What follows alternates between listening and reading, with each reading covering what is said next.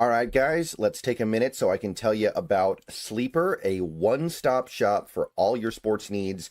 You can celebrate and chat on sports games in real time with other users. You can get the fastest scores, blazing fast sports news and sports alerts right at your fingertips. And of course, you can use Sleeper to play in fantasy leagues and win real money on picks contests. This is the way sports were meant to be enjoyed together. So download Sleeper today.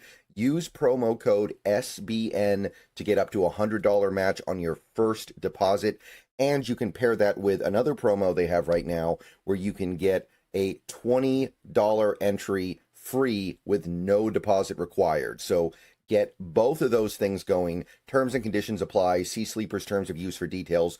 Currently operational in over 25 states and growing. So check out Sleeper today. Get to it and go have some fun with sports this year.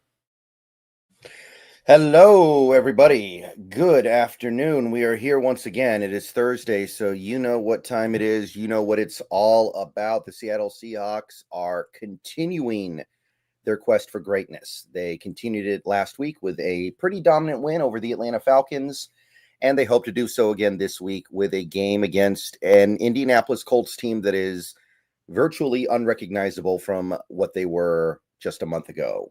And we will talk about all that today. I am Brendan. That is Brandon. How are we doing today, Brandon? Man, I'm doing well. It's been such an amazing season to get to watch this team, and it's been so much fun for me, Brendan. I think we're all having some fun right now, man. And don't forget to enjoy these moments, right? Don't get too wrapped up in the playoffs, the NFC Championship game, the Super Bowl. Don't start thinking about that yet. Enjoy games like this. Enjoy a game where you go into Atlanta and win by 4 touchdowns by dropping 30 points in the second half. Enjoy a game where shut out the Minnesota Vikings and force 5 turnovers. Don't forget to enjoy these moments, man. It's very hard to do this to teams in the NFL consistently, to your point. And while I know from some Hawk fans' perspective, we haven't had to go into the dark ages of the Cleveland Browns or the Vegas Raiders, and then over this last 10-year period, you've had some decent teams at least that's made the games watchable. We've had to have a lot of hard conversations and turnover, maybe letting legends go, Brendan. And now we find ourselves in a fully refreshed mode where the team is back on its rise, not at the last vestiges of the end, but now it's seemingly the beginning of what looks like a beautiful journey for this team, not just for this year, but into the future. And as you say, you just got to enjoy it. Right. So we are definitely going to unwrap this upcoming Colts game, which has become a very, I will say, interesting game. I don't know if it's a likely very competitive game, but some very interesting things have happened over the last few weeks with this Colts team. We will get to that. But first, that Atlanta game, which obviously I understand Atlanta's not good this year. Atlanta's down to their backup quarterback. Atlanta was down their number one receiver. They are really not a good team at this point in time. But just generally speaking, what, if anything, did you take away from that game? I think that the blueprint for winning and how you've won games this year has been so very consistent on top of being so very consistently dominant. It's been both of those two attributes. You come out, you stop the run in every single game, 22 straight games without allowing a 100-yard rusher, including in this one with the Bijan Robinson, who is so very, very dynamic. So you make offenses quickly one-dimensional and put them into a bind. You've got your special teams that every game of this year looks like the best special teams unit in football. I know they're only second in DVOA, but man, they sure have helped us out in so many different football games. And then you have an offense that, yes, can sometimes be a little bit uneven in that when it's not cooking, it's cold. But when they're hot, they're as hot as any offense in the sport, and they can put up points in bunches. I was relating it on my wrap-up stream, Brendan, to like the Warriors when they had Steph Curry, Clay, and Durant all at the same time, and they could be down in 15 points in a game, and suddenly 2 minutes goes by, and you see them, they're up by 3 all of a sudden. And you go, how did they put up points that fast? That's amazing. And this has been something that I think has been a standard that this team has applied throughout this year. And it just gives you that much more confidence that you can carry that kind of standard in the playoffs because you don't have to come up with a new way to win every week. You've got your model, you've got your blueprint. And yes, it's against a lesser foe, but again, you're blowing these teams out of the water with this blueprint. Right, right. I absolutely buy into all that, and like that game was a great example of it too. Because think about how hard Atlanta worked in that first half to make it a game. Think about all the things that went right for them. Think about how they were executing at such a high level above their heads, really, to get it to that 6-6 point, because that's not a good Atlanta team. They're missing a lot of their better players. So for them to get to 6-6 in the first half is kind of amazing. And then all that effort in 15 seconds to start the second half just gets flushed. It's like it doesn't even matter now. You give up the 100-yard kickoff return, and it's like all that hard work you put in the first hour and a half of the game is just gone, right? And that is one of the elements of trading for Rashid Shaheed. He gives you that ability to take a team that is playing above their heads, that is doing a great job shutting you down and making life really hard for you, and then just going, well, you're still going to lose. It doesn't matter. You can try as hard as you want to. We're going to find this other way to beat you. It's like some of those really good Bears teams that had Devin Hester returning kicks and punts for them, right? There were games. I remember the 06 Bears team. They would play awful. And then Devin Hester would go win them the game anyway. And it felt unfair because it's like we did everything right. And then this all-time great kick returner just ruined everything. But you look at a play like that and you kind of feel like Seattle might be in a similar spot where they can just find so many different ways through. Well, to your point, I think that Shaheed return, even though it wasn't the same as the Super Bowl, it had the same effect of the Harvin return at the start of the second half of the Super Bowl, and that you knew at that moment the Broncos were officially fully cooked. And that point, to my standpoint, you probably feel the same way based on how you're talking about this, but that you did feel like once Shaheed to take that back, that they just lost their chance. The one little opportunity they may have had, that little smidgen of a chance to go and get the win today, we just eradicated that with this return. The momentum is now back in our favor fully here, and it's done for the Falcons. That's how I felt. And I felt that way with the Harvin return in the Super Bowl, albeit you're going up by much more in that one than this one, but it just felt like that same way. And you come into a game like this, Brendan, where the special teams unit for you is one of the best, maybe number two, number one, depending on who you want to ask. And then you got the Falcons that are widely considered one of the best, if not the worst, special teams unit in the sport. And so you figure, well, if special teams really matters, right, Brendan? Like if we look at football, not in the way of like, well, it's 40% offense, 40% defense, and maybe we'll give 20% to the special teams. It doesn't really matter, or it matters just a very little bit. Well, if those people were right, this kind of game would play out to where you wouldn't really feel that big of a difference, even though there's that wide of a difference in how they're ranked.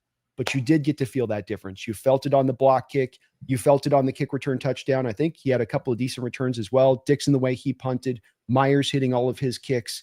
You did really get to feel that difference in this game. And it does make a difference, especially when you really tangibly build your special teams up in the way that the Seattle Seahawks have. Mm-hmm. Right. And it may happen again in the playoffs. We might have a game where the offense doesn't show up, doesn't score, can't really move the ball. Maybe they're even turning it over, and the game is closer than it has any right to be because of that. And then Rashid Shaheed does something crazy on special teams, and everything's okay. That may happen. And I liked Torrey Horton, and I even liked Derek Young, but neither of those guys are bringing the same things to the table as Shaheed at all. No, they're not. And to your point, Niners and Rams, two teams that are likely to get in the playoffs at this point, are both teams that have had some special teams issues at times. Niners have gotten a bit better with Sky Moore back in the returning kickoffs for him, but there are some other areas of questions, including the kicking game for both, I'd say. Mm-hmm.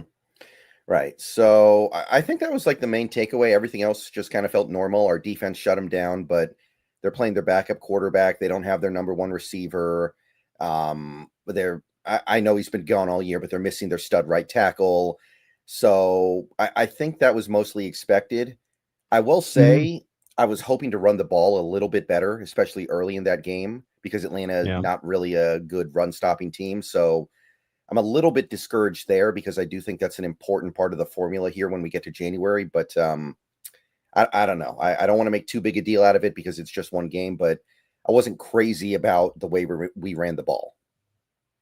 No, I wasn't necessarily loving it as well. I think some of it does come from the Falcons being willing to bring a little bit more of the pressure and heat down there around the box, and that you just had so many extra bodies with that sometimes that kept it, made it hard watching the all-22. There were times you were running into bad numbers games in the run game for the sake of running the ball. And I'm not just talking about to your point, that first half as much as anything, not to when the game was far away, but even into that first half. So, they were definitely loading up for it. I thought the same, though, against that lighter front of the Falcons, you'd be able to get after them. You just weren't able to, quite get as much there. But the good news with the run game is even when it does get stopped, it feels like, Brendan, on a game, it's still going to be good for having like 3 or 4 runs that they're able to bust out for big gains. So it's at least giving you something rather than just, nothing on days where it's struggling. Yeah, I can definitely get behind that. But other than that, I mean, JSN back on track. May have that record-breaking season still. I mean, we're playing this Colts team with no cornerbacks basically now, so I mean, it's a That's great true. opportunity. And I mean, the best defense against JSN this year is apparently getting blown out so badly you don't have to throw the ball to them in the third quarter or beyond. So maybe these last few teams we play will put up a little bit more of a fight. The only thing stopping JSN is fourth quarter blowouts, Brendan. That's right. Mm-hmm. it's a good problem to have. Yeah, he's fantastic, and he played great again this game. Taking AJ Terrell, who had no touchdown receptions given up throughout this whole year, gave up 2 in this game to JSN, just speaks to how good he is. And speaking to just a couple two guys on the defensive side of the ball, Witherspoon and Eamon Wari are playing like stars right now, in my opinion. Those guys are playing like top end players for their position. Eamon Wari like a top end slot, whatever you want to call him, and Mr. Everywhere Man. And then Witherspoon, now he's been slid to the outside, is really working out well out there.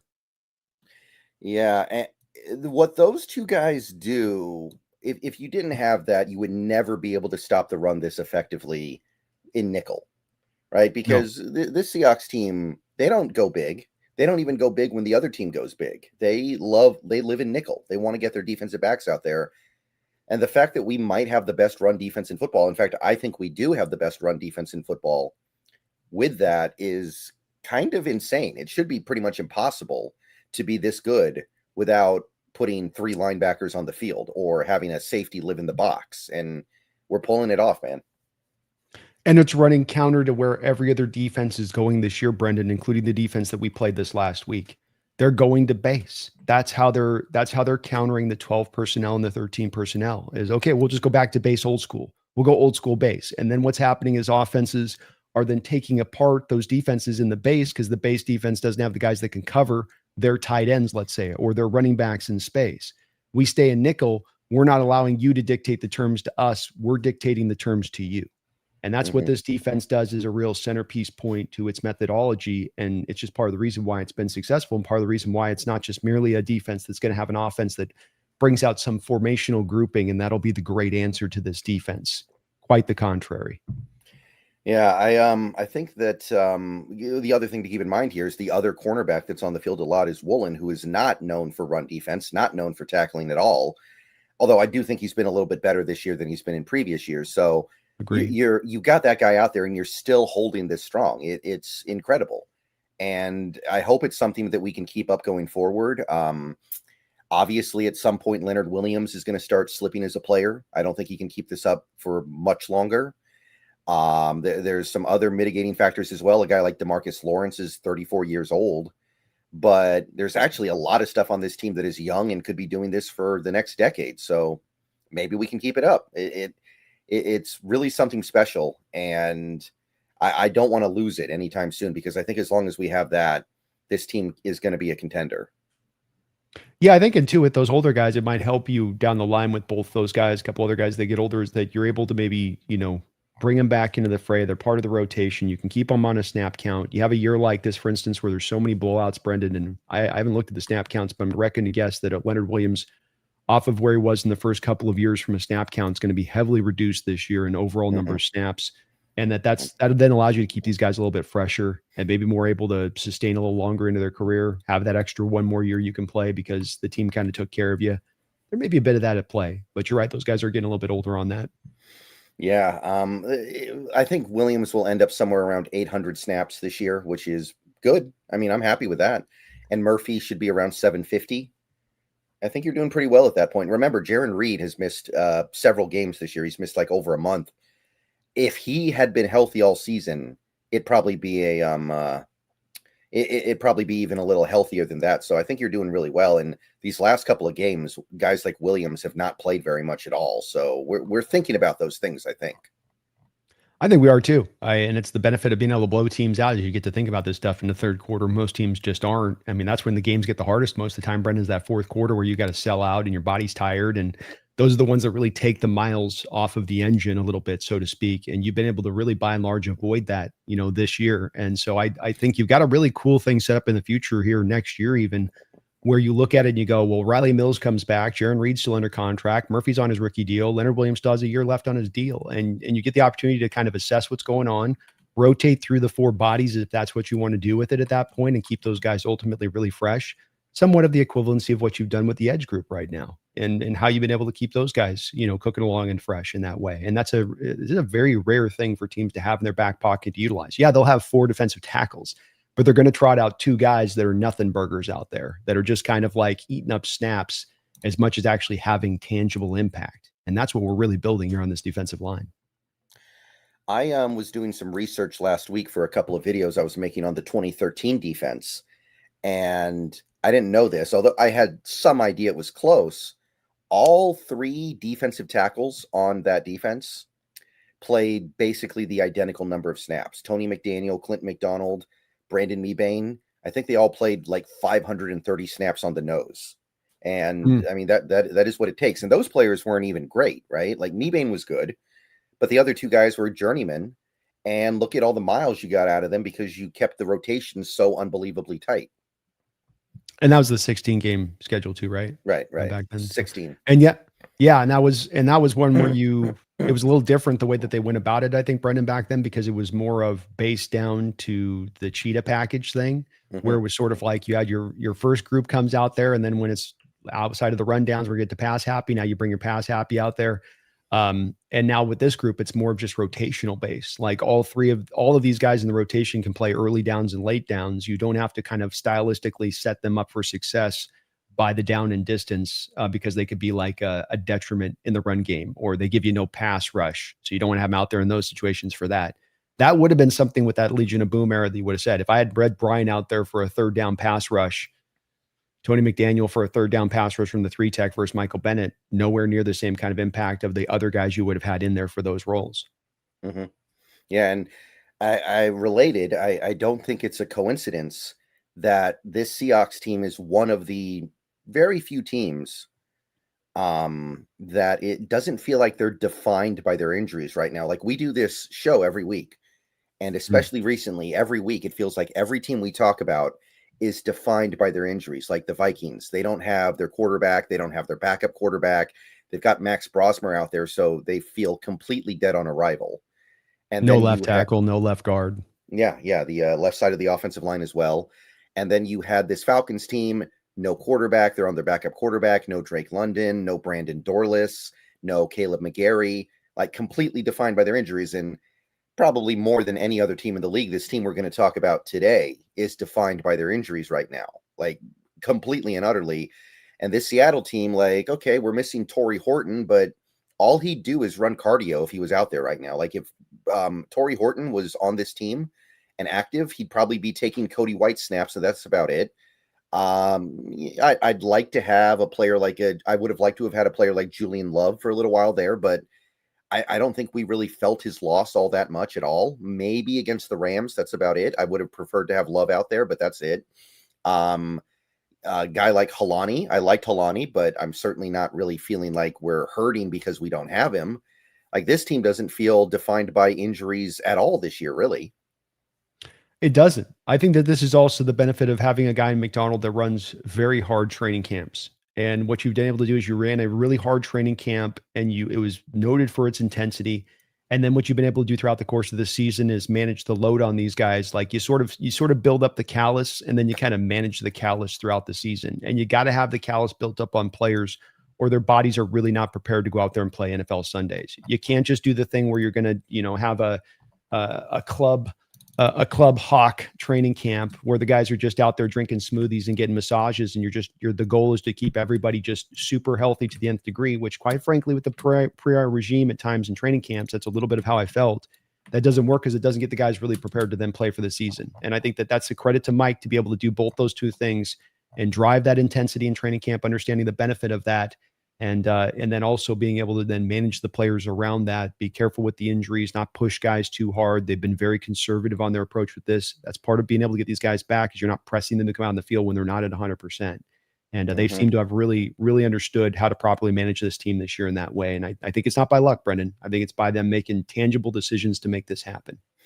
Yeah. And hopefully it holds. We got 4 games left here, but I mean, you look around the league, it really does feel like a last man standing type situation, right? Where the best team isn't going to win. It's the team that has the most health at the end of the year. And Seattle's up there. It's a war of attrition. This league is that way, and you would love it to be. And it's an unfair league, Brendan. It's a league where you can have yourself built up, and you built this great, strong team, and then the injuries come up, and it's like that's the factor that took you down. It wasn't that they didn't have the buy-in. It wasn't that you didn't have the talent. It wasn't that you didn't have the coaching in the front office. But this injury thing took it all down. That happens to teams. It happens to teams every year, and to avoid it is one of the hallmarks of what you need to go be a Super Bowl contending team, in my opinion. And or even just go win the Super Bowl.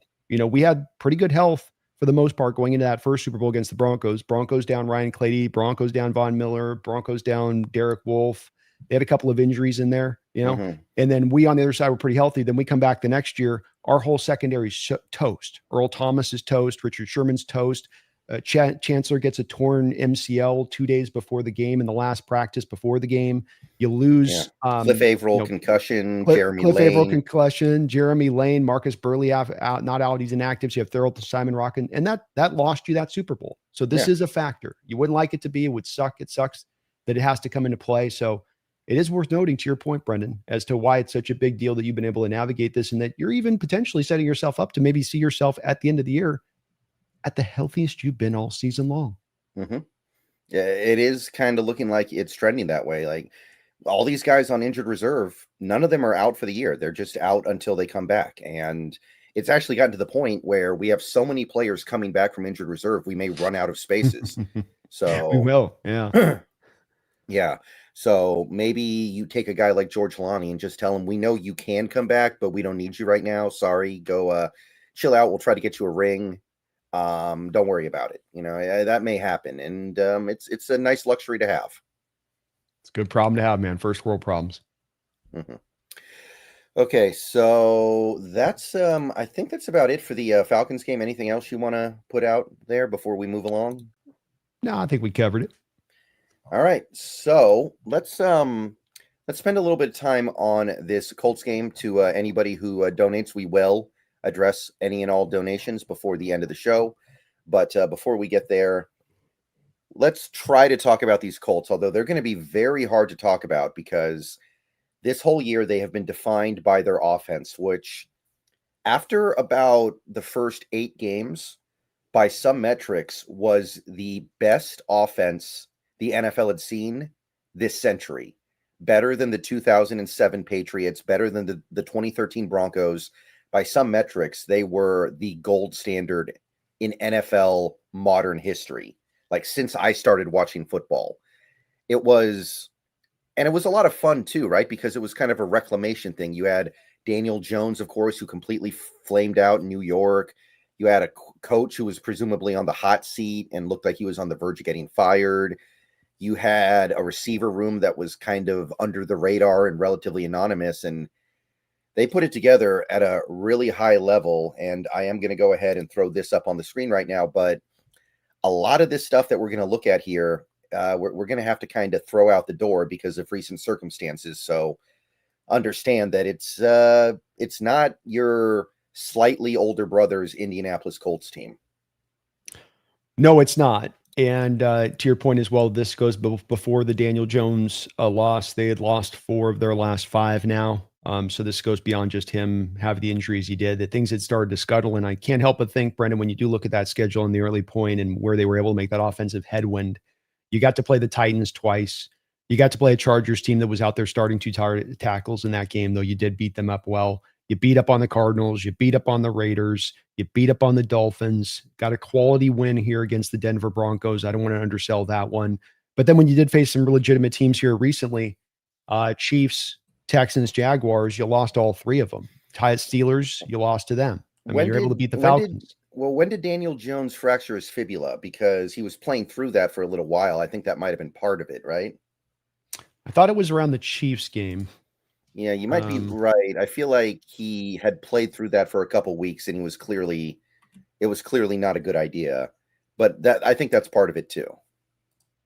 Yeah, I'm trying to see. It's late November is where they've got him placed at right there, which I think would be right in that area. Yeah, so that was maybe a week before. Well, yeah, it's out there. That wasn't the whole thing, but it was a part of it. Yeah.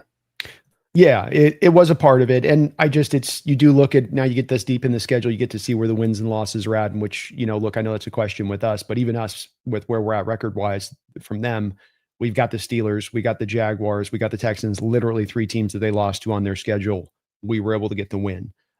You're right about this, the numbers here, as far as the offensive kind of baseline numbers we tend to look at every week, and that we can usually take something a little bit more away from this. But when you're down your quarterback like you are, where you're going to get a Phillip Rivers, when you get a Riley Leonard, we're going to talk about the quarterbacks and the different styles of what they bring here. But this does kind of make these stats get thrown out a little bit. I still think that there's a bit of an intention here that's going to be important, Brendan. So first off, pressure rate, 21st overall. They give up a good amount of pressure. You can get after them.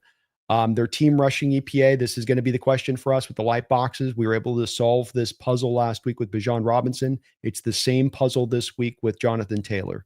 You got a grade A rushing team. You're going to run those light boxes. Can you still hold up against one of the best, if not the best back in the sport this year? That's going to be a very important part. This is a big important stat to me right now, Brendan, and I think I'm going to throw this out if it's Riley Leonard. We're going to talk about that in a second on this one. But this is really with Phillip Rivers. Rivers is always known as a guy going throughout his career who's going to get the ball out of his hand quick, throw with anticipation, throw with accuracy. The team already inherently is 4th in the league at getting the ball out of the quarterback's hand at 2.7 seconds. So already with Daniel Jones, you had made it an inherent goal to get the ball out of his hand anyway. And this is where we come down to me with this defense, to where light boxes, sometimes a tendency to drift into deeper zones. Are the Colts going to be able to pick on us a little bit in that short passing attack, or is Mike McDonald going to be willing to drive that coverage up a little bit tighter, force them to beat you over the top, because you don't maybe trust that the quarterback back there, be it Phillip Rivers or Riley Leonard, is going to have the arm to push that ball down the field accurately. And you've got your guys in the back end who can cover up well, that you trust one-on-one, let's say in press man cover corner situations, Brendan, like you might want to run against some of this quick throwing attack. They're 26th in average target separation, so their receivers do not generate a lot of separation. This goes in tandem, though, with the 2.7 seconds to throw, because of the fact that if you're throwing quick and you're throwing fast, there's not as much time for the receivers to generate as much separation. They've got good receivers there, so I think that they're not in bad shape there, but they don't necessarily, route you up like JSN necessarily. Yeah, they're ninth. I like Pittman. Pittman's nice, and Pierce is functional out there too. And let's face it, Warren can get the job done from the tight end position, that's for sure. They are 9th highest in blitz rate against them. So oddly enough, teams are blitzing at a high rate. This one point, Brent, I'd love to hear your thoughts on. They're being blitzed at the 9th highest rate, but they're getting the ball out of their hands so tangibly quick. And maybe this is the blitz rate as its run blitzes as much as anything else, huh? Maybe that's why because if you blitz and you got a team throwing the ball fast, that doesn't go together for a defense, right? Because you're just going to have them get the hot route and get the ball out of their hand and find an answer there. Well, what I would say, we know that NFL teams and NFL coaches are stubborn. Maybe teams just look across the field, they see Daniel Jones, and they think that's a guy I want to blitz. And they keep thinking that every game, even though week after week he proves that you don't want to blitz him. They just have it in their mind that this is the way against Daniel Jones because he doesn't know how to read a defense. And they're going to ignore all evidence to the contrary until he's hoisting a Lombardi trophy, basically. Maybe. Makes sense. And again, they don't necessarily have the burner on the receiver core. Pittman's really nice and Pierce is nice, but they're kind of more, in my opinion, kind of possession type receivers more than they are pure, I'm going to take the top off the defense kind of guys, in how they operate. Second in play action, Brendan, no surprise there. You're going to run the ball as much as that they do. You'd probably want to tandem that up with the play action stuff. So it's going to make another tricky part of playing them defensively in this game. 10th in yak, which I was surprised by. I didn't think with Pierce and Pittman, they'd be nice yak guys, but that's probably a lot of Warren getting the job done with that, is he's a monster after the catch. Yeah. And sorry, go ahead. Oh, no, I was just going to say that I also think maybe it's a little bit of Taylor catching the ball out of the backfield as well. That's true. Yeah, that definitely helps. They definitely use him in that function a lot too, especially the screen game. Really good with that. 15th in light boxes, 19th in stack box rate. So this equals out to, you're essentially seeing the Colts facing a lot of neutral fronts this year so far. Again, kind of a surprise for me looking at the stats, because I would have thought teams would have been a little bit more on loading up to stop the run and making that a point of emphasis against them. But I guess the threat of the pass for the Colts has kept teams honest in that respect. They are 5th in running in the NFL inside and 26% of runs outside. And here's the key to stop the run today, Brendan. That is Jonathan Taylor. You and I looked at him going back to college. We both loved him going back to college. He is really an A-B gap runner where he makes his headway. He can occasionally get to the edge and work some of that, but he wants to get downhill fast, use his vision and his quick cutting ability down in the A and the B gap to go and find the right hole, reading it on the fly, and then just get downhill. He is a north-south runner, not an east-west runner, north and south. So a lot in how you have to defend this game is going to be down on, and this is different from the Atlanta Falcon game where this was on the opposite end of the scale. And I thought this helped you last week, Brendan, to defend Bijan Robinson because the runs would go to the edges and that would help your defense be able to rally up on the back end of the front. When you're coming downhill into the A and B gap, it's happening bang, bang. So there's not as much that opportunity for the rally on the back end of the front there. Might be a week that we see a little bit more of the base defense brought out from the Hawks to counter this. If I was Mike McDonald, with the lack of threat at the passing attack, especially, I know that we've just talked about, and we lauded them earlier in the show with how they can just always stay committed to the light boxes, but without the threat of the quarterback back there, maybe I'm a little bit more willing this week to try to take away the stack boxes because there's no way, Brendan, I think you would agree with this. There's no way you can go into this game allowing Jonathan Taylor to beat you. You've got to force the quarterback, whoever it is in this Colts offense, to be the one that takes you down in this game, in my opinion. Right. Well, not to get too excited about it, but did you see the clip of Phillip Rivers at his workout a couple of days ago? Have you seen those yet? No. Yeah, there is zero zip on that ball, none whatsoever. It's. I understand that indie season is over no matter what, and they may as well have some fun with it, but like it's really bad. Like there's no zip. Rivers never had any mobility, but at this point, he'll probably be out there running like he's carrying a refrigerator on his back. It feels a little bit cruel to say, hey, we're going to sign you, and then less than a week later, you're playing in Seattle in probably the rain, by the way. I know, I don't know about what's going on down in California, but we are getting monsoons right now. I'm expecting it to rain for that game. It seems a little bit mean. I'm interested to see them throwing him out there like this. You and I have never seen anything like this in our history of our lifetime. So a guy out 5 years like this, it screams of desperation from the Colts perspective. They're doing this because you're not only down one quarterback, you're down Mr. I don't know how you snap yourself in the eye with a training band, but he's out as Richardson. That was their backup plan to go to if Daniel Jones did go out in the season coming into it. Then Riley Leonard was your sort of break glass in case of emergency. He's got the PCL, and Brendan, remember watch with Riley. Everything he did with Notre Dame was off the mobility. It's off the RPO stuff, and I'll keep it and I'll run it. And he needs that to even be not even functional, just to be like not a nightmare at the position because he does not have the arm talent, especially throwing in the elements. My God.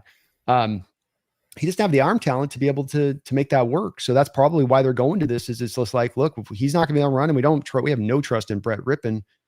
This is complete desperation. It's not to me an inspired move, and it still there's still a threat. I'm still worried here because you never know with how this stuff can work, especially getting a guy coming in blind like that. But boy, it does not seem to be set up well for them right now. Yeah, I remember scouting Riley Leonard last year. I liked him a little bit more than most people, but I called him Jalen Hurts with a smaller butt, right? It's the same kind of deal, right? It's Jalen Hurts with less junk in the trunk, which is and no 9 route, no 9 ball. Yeah, you don't got no 9 ball.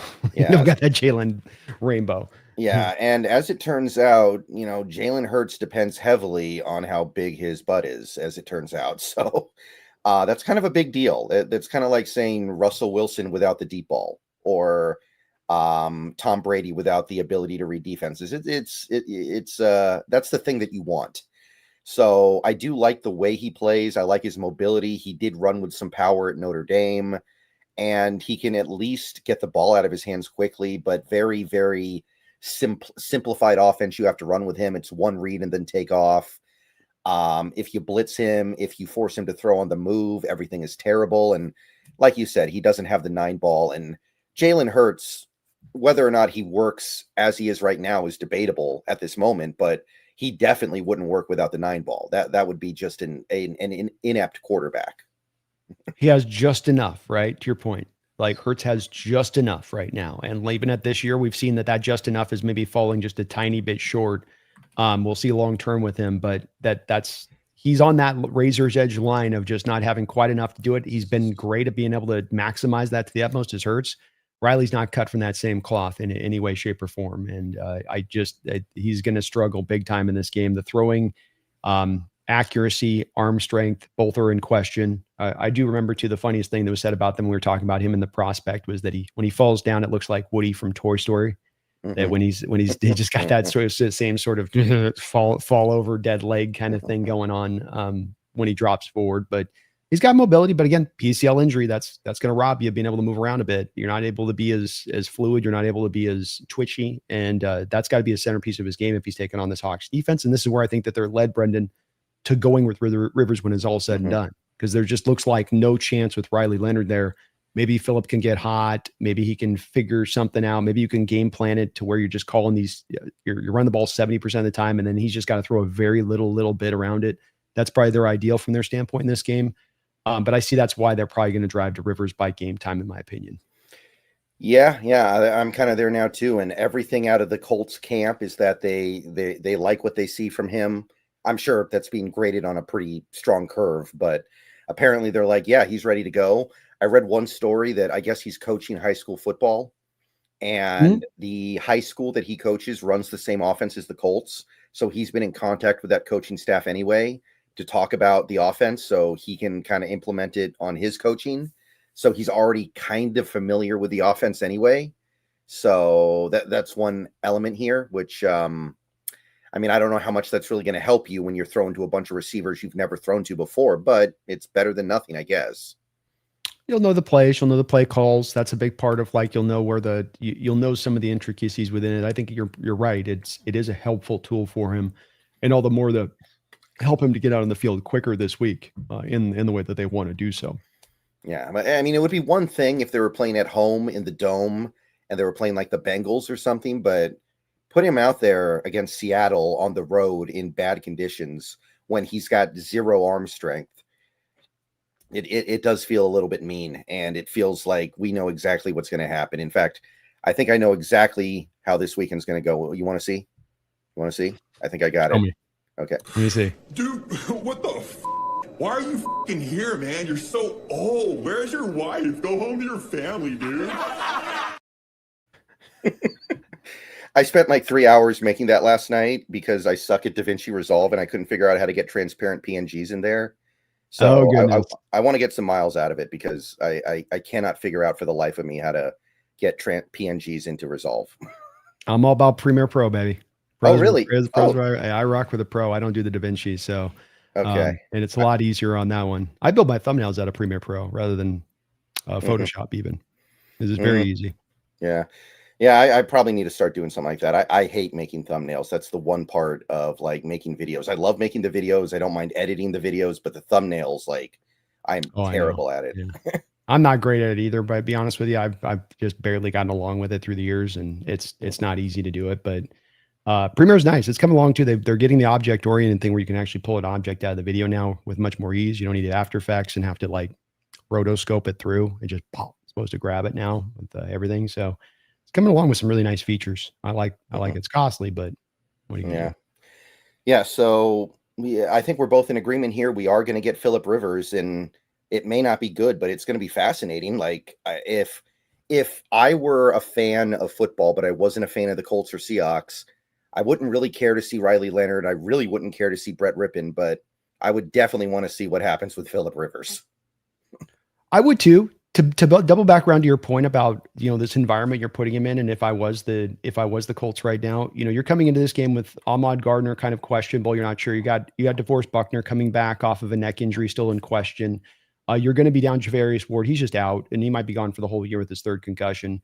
But this would be one where I look down the home stretch of their schedule and I go, what I would try to do is say, look, we don't have any chance really this year, by the way this looks with Daniel Jones's injury, but we could maybe try to manufacture this and get in the playoffs and get hot and anything can happen. Okay, we take the punt on this Hawk game. We're going out on the road and it's going to be in this bad environment. And we got our quarterback in Rivers we just brought in here and he's just getting acclimated. Let's rest up an Ahmad Gardner. Let's rest up a DeForest Buckner. Let's set him up for the 3-game stretch at the end of the season where we've got to take on the 49ers, the Jaguars, and the Texans to get into the playoffs. Those are the games we're really going to need. And those 2 of those games we get to play at home, indoors. Temperature control climate with Phillip Rivers. And then you give Phillip that extra week to kind of work with the chemistry side. if I was the head coach, and I know I'm a Hawk, and this sounds like a homer take for wanting the Hawks to not, but I mean, it's not like we're just putting fear in the depths of my heart. It's just if I'm a Colts, I'm going. This just seems like a smarter approach for us walking into what seems like certain failure every which way but loose. Mm. Yeah, that is a tough schedule, though. Even like maybe you would say in Seattle's the toughest game, but that is brutal. You got, I mean, Niners, Jaguars, Texans. I mean, there's not much of a path there, is there? There's not. The only hope is that you get the home and they play really well at home. And so that's where, but I mean, like when you bring up Ahmad Garner in this game and he's kind of partially back, and then let's say he re-injures or something, he's in a slippery environment, by the way, with that leg. And now he gets injured and you're down both Ward and Ahmad for the rest of the season. Do you think they got any hope in those games at that point? If they're down both those two guys? I go, I get that you want to try to capture everyone. You're just thinking 4 games, get in the playoffs, whatever there. But I would probably try to set this up a little bit more if I was the Colts coach on this one, to try to have a chance down that home stretch. I don't think he's going to do it. I think they're going to start Rivers, but I would. Well, if you remember the Penn State team last year with Tyler Warren, he did line up under center a decent amount. They actually used him on trick plays. So maybe shotgun, baby. Yeah, maybe that's the play here. Just let Tyler Warren play quarterback, and it'll be must-see TV. You'll probably lose by 50, but whatever. It's not college football. Losing by 50 isn't any different than losing by 1. So let's have fun with it, man. Will be interesting to see if we get up by multiple scores if they keep trying to run the ball like the Falcons did down a couple touchdowns last Sunday, where they're like they kept running because they were just so scared to throw it, and they knew Cousins couldn't do nothing. Yeah, that'd be very interesting to see if they do that too. Yeah, I imagine they would. Like, what are you going to have Phillip Rivers throw it 40 yards down the field? No way. Yeah, I probably literally can't. He probably literally could not.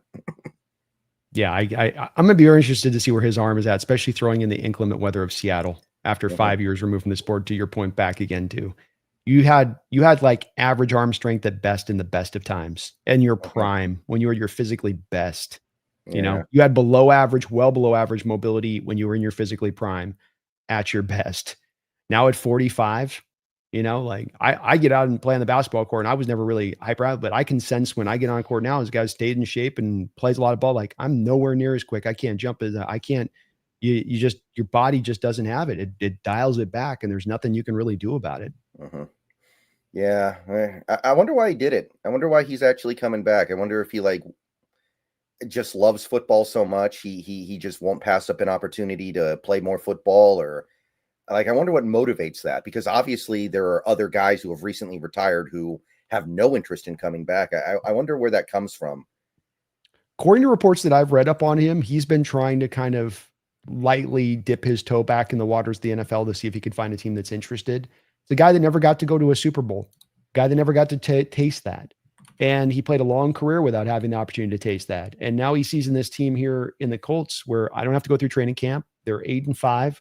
I go win a couple of games down the stretch. I get in the playoffs, and I have that opportunity that I thought was completely lost from me that I always wanted in my career. So I can't knock him for having the mentality to want to do it. If he got the opportunity to do it, and the stage is set up here where there's not a huge risk to you, although I think, he's going to learn that body doesn't take hits like it once did and just bounce right back up. It's going to hurt a little bit more. But with that said, I can get it from his standpoint. Makes sense. Yeah. And remember, the Niners were going to sign him a couple years ago if they made the Super Bowl after Purdy got hurt. That was the plan. They talked about this. They were not going to play the Super Bowl with Josh Johnson against Kansas City, and Rivers was their break glass in case of emergency option. So I guess there is a little bit of a history here. Yeah, definitely would have been interesting to see that play out that way. So. Yeah, we get to see that hideous throwing motion one last time. What do you even call that? It's kind of a sidearm, but it's even uglier than a sidearm. Yeah, it's like a push. It's it's like like those guys do the on the ice where they push on the Olympic events where they push the little things and then it slides and then they get the guy behind who does that little move. Curling.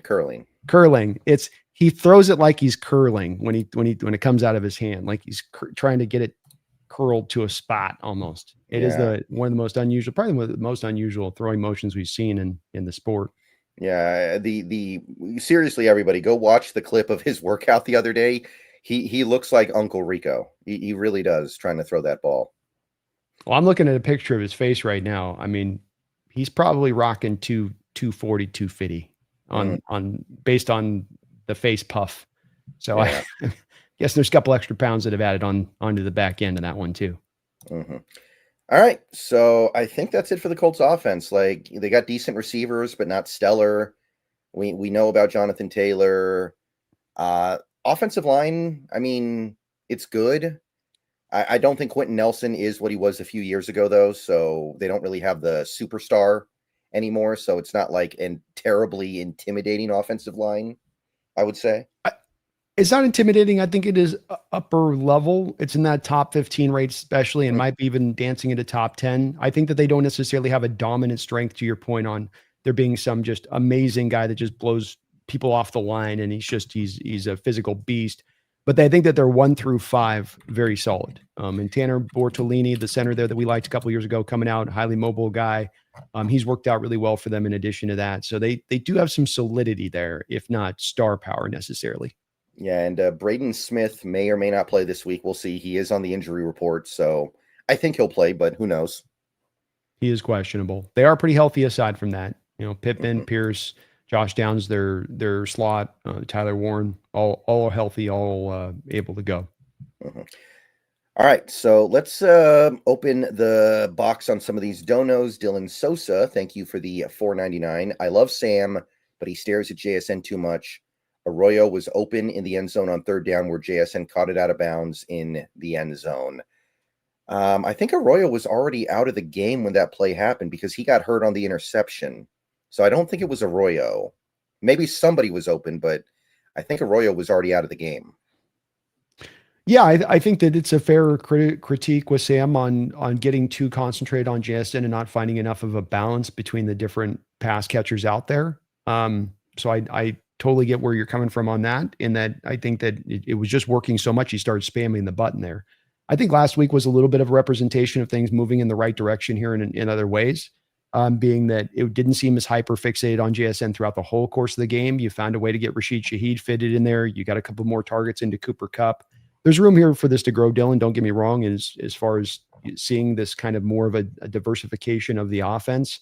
But I do think there's some validity to it too. Yeah, and I mean he is a flawed quarterback at the end of the day, right? And we're learning that there are things that are not so great about him until really I would say almost the late second quarter of that last game. He was a guy who clearly really did not want to use his legs, sometimes to his own detriment. He does turn it over more than the average quarterback, and he does stare down his number one read a little too much sometimes. But look at all the great stuff that he does do. I'm willing to live with some of the bad stuff, especially because he's not making top of the market money, not even close. So, I mean, I agree with these issues, but I see this, and I don't know what your experience has been, but I am getting the sense that a decent chunk of this fan base is just kind of chomping at the bit to bail on Sam Darnold as soon as anything goes bad. And they're chomping at the bit to want to throw him off the boat in this offseason and go get another quarterback. I'm feeling it. And I think it's a mistake. I think it's motivated in part by this team has had so much success moving off quarterbacks in recent years. But it I don't know. I think it's just kind of missing the bigger picture here. But I'm feeling that energy.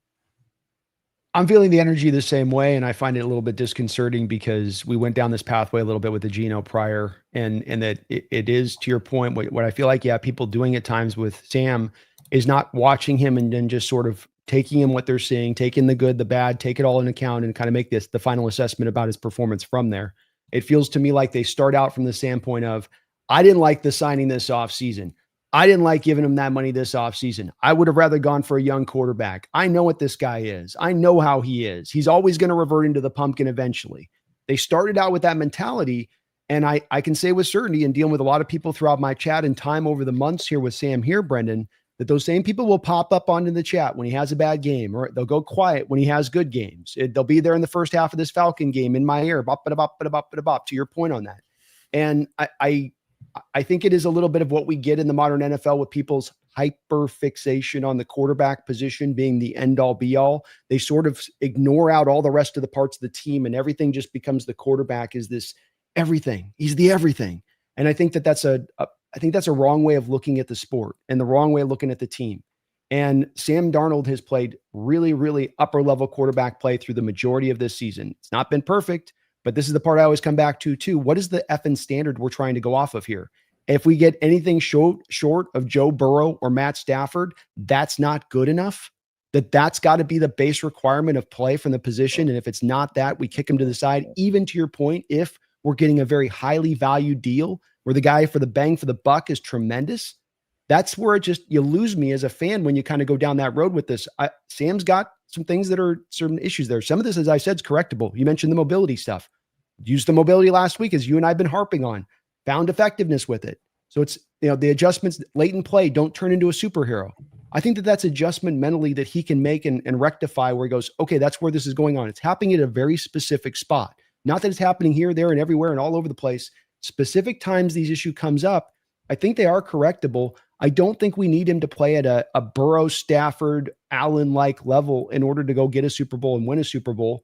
But I agree that this is one that you do see pervasively there throughout the fan base. And I just don't quite get it. The man's played great quarterback play, just threw 3 touchdowns this last week.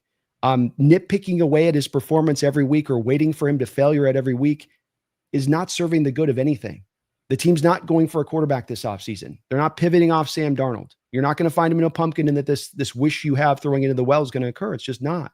He's played really good football and appreciated it. It's hard to find. We found a great value deal. We took care of something that's the hardest position as much as anything in the sport to go find, just to find this functional level of play. Yet you're right. We do have people that are sort of complaining and moaning about it in some ways. And I don't get it. The guy the last 2 years, the thing that you get me here, get Brendan on the impact is everybody just the kind of the Sam haters are completely overlooking the fact that what he's done the last 2 teams on 2 different teams. He surpassed Peyton Manning and Tom Brady for the most wins on 2 different separate teams in NFL history. That the place that he left is sucking wind. The place that he arrived at offensively was sucking wind last year. That there's not a connection at times from this fan base. I'm not asking you guys to act like he's the next Russell Wilson, but to Brendan's point, that there's not this collection that's just ready to be right on the edge of the cliff to jump out, and they're watching Sam with this real keen eagle eye every step that he makes, just ready to jump off that Sam cliff, just ready at any moment. I don't get it, man. Yeah. Like I said, I feel it coming, and I'm tired. If it happens, it will be the 6th offseason in a row where a non-trivial portion of the Seahawks fan base wanted to throw the quarterback off the side of the cliff. Like, think about it. Like the COVID year, there was, I remember, a significant portion of the Seahawks fan base that was done with Russell Wilson, wanted to get him out of here.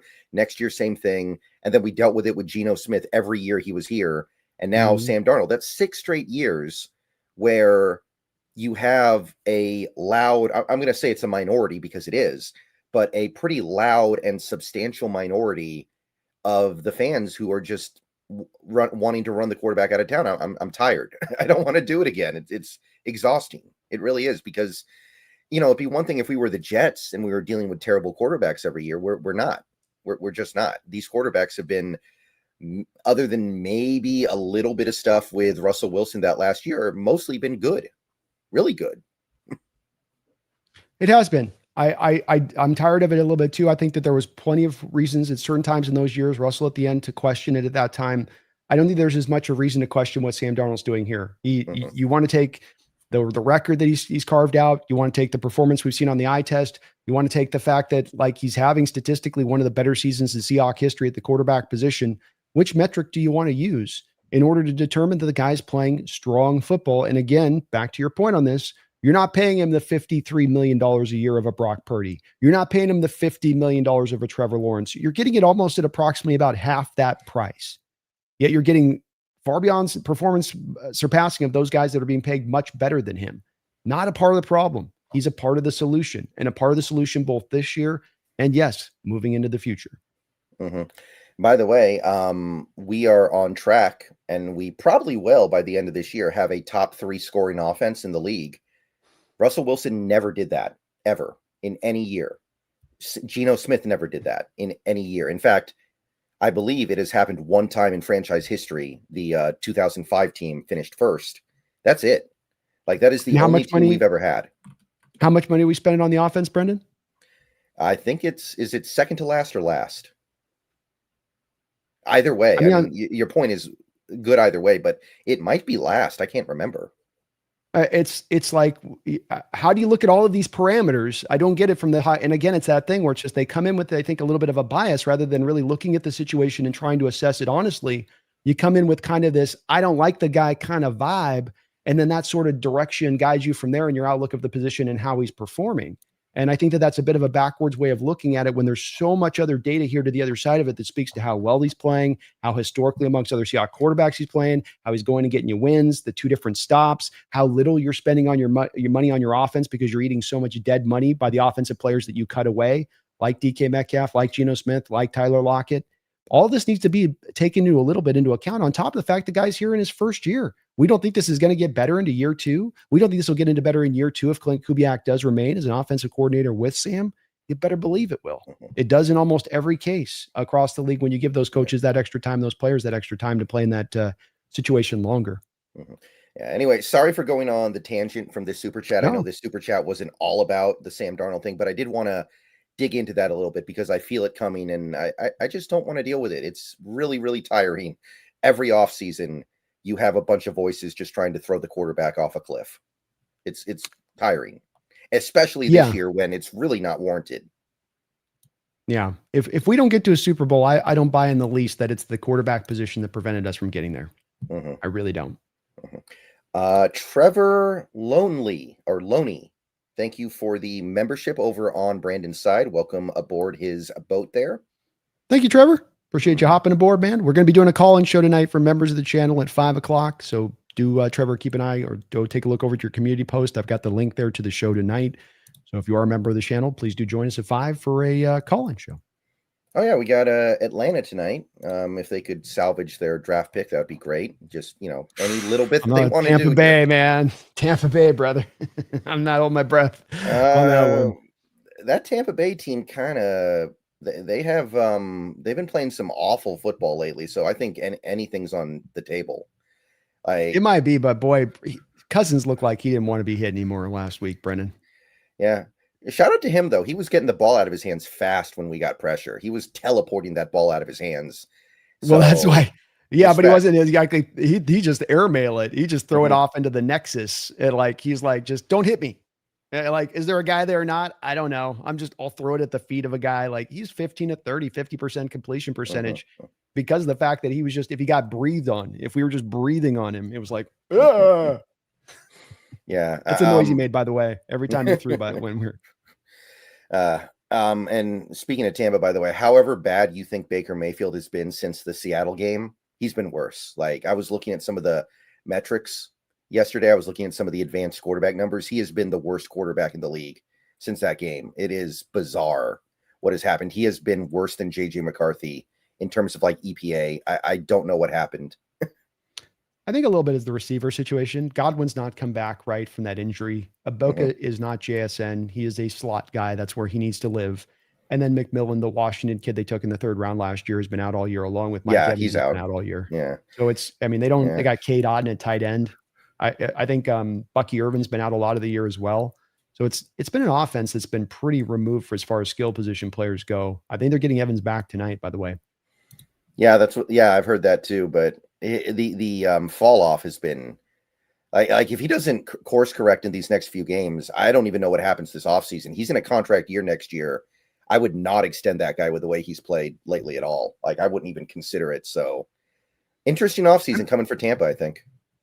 I think they're going to roll with him. Remember too, he got injured, I think, in the Rams game or something. So he's probably been playing through a left joint injury in his shoulder. In addition to all this, I think that the Buccaneers are going to do some of the advanced math on this one with it and go, he'll get the extension this offseason. He's played so well for them prior to this that I think that this is, if those guys were healthy, it'd be one thing, or if a couple of more were healthy, that'd be one thing. But as peeled down as it's been, I think that the Tampa is going to look at that and go, look, it's a bad year injury luck wise for the receivers and running backs. I would not extend him, though. I would just make him play out on the contract year. There's no way I'm giving him a penny. It's been so bad.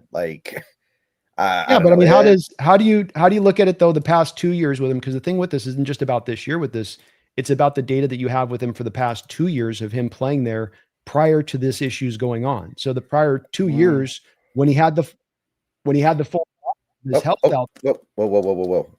Sorry, you're Test, okay. test, test. No, Can you hear you me? cut out there for a second. Okay, you're good now. You're good now. Go ahead. Okay, we're good. Sorry. I was just looking at some of my automatic. When you look at the prior 2 years that he was there and he had relatively decent health with the skill position players, he throws for 4,000 yards, 28 touchdowns, 10 interceptions. Then the next year comes back with 4,500 yards, 41 touchdowns, and 16 interceptions. And even this year, in what is a down year, right, as you said, he's going to throw for probably 3,500, 3,800 yards. He's going to have 30 touchdowns, maybe 9 interceptions.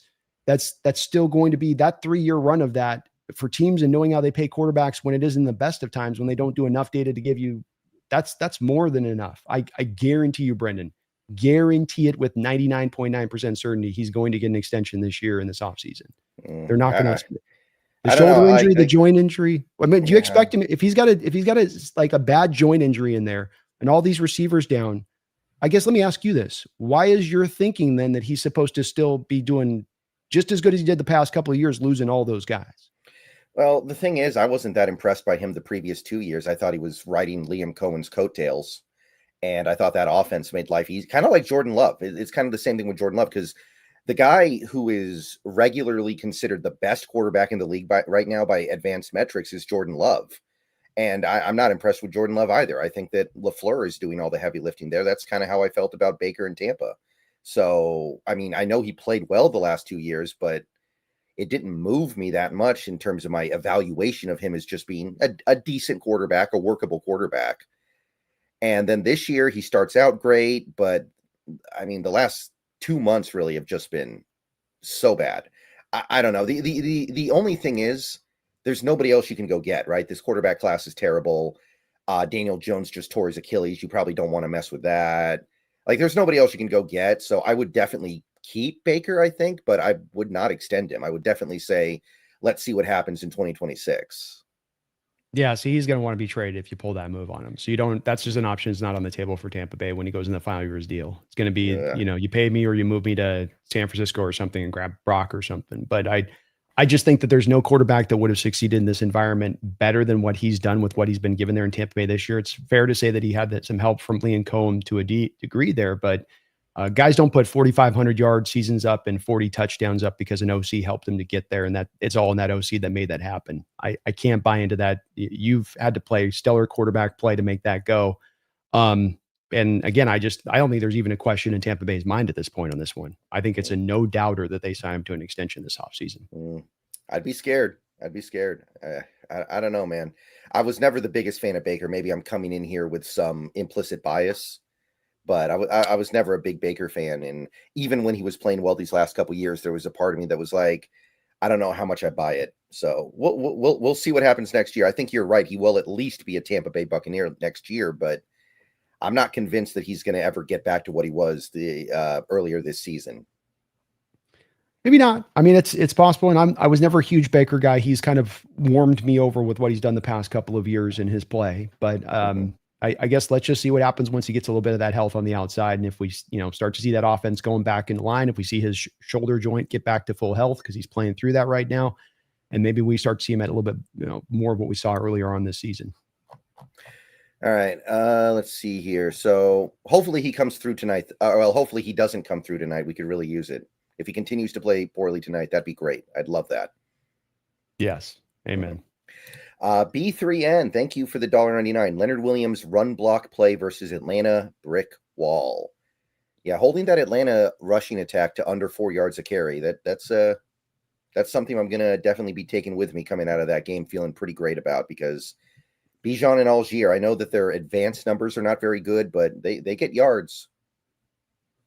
They get yards. They're a good rushing attack, and they stayed with it, Brendan, throughout this game. They didn't just bail off of it into the early second half and start to get pass happy. 30 passing attempts on the day. I think they ended up even in a game where they lost 26-0. They ended up running the ball more than they passed, or they were right near on that 50-50 mark just about. And so they really tested you, and those guys held up. And with that light box, Leonard Williams and Byron Murphy, I'll tell you what, the heavy lifting on those guys to have to hold the line on that, hold up the blockers, go make plays into the backfield, shoot the gaps and whatnot.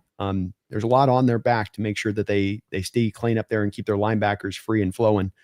He's done a great job.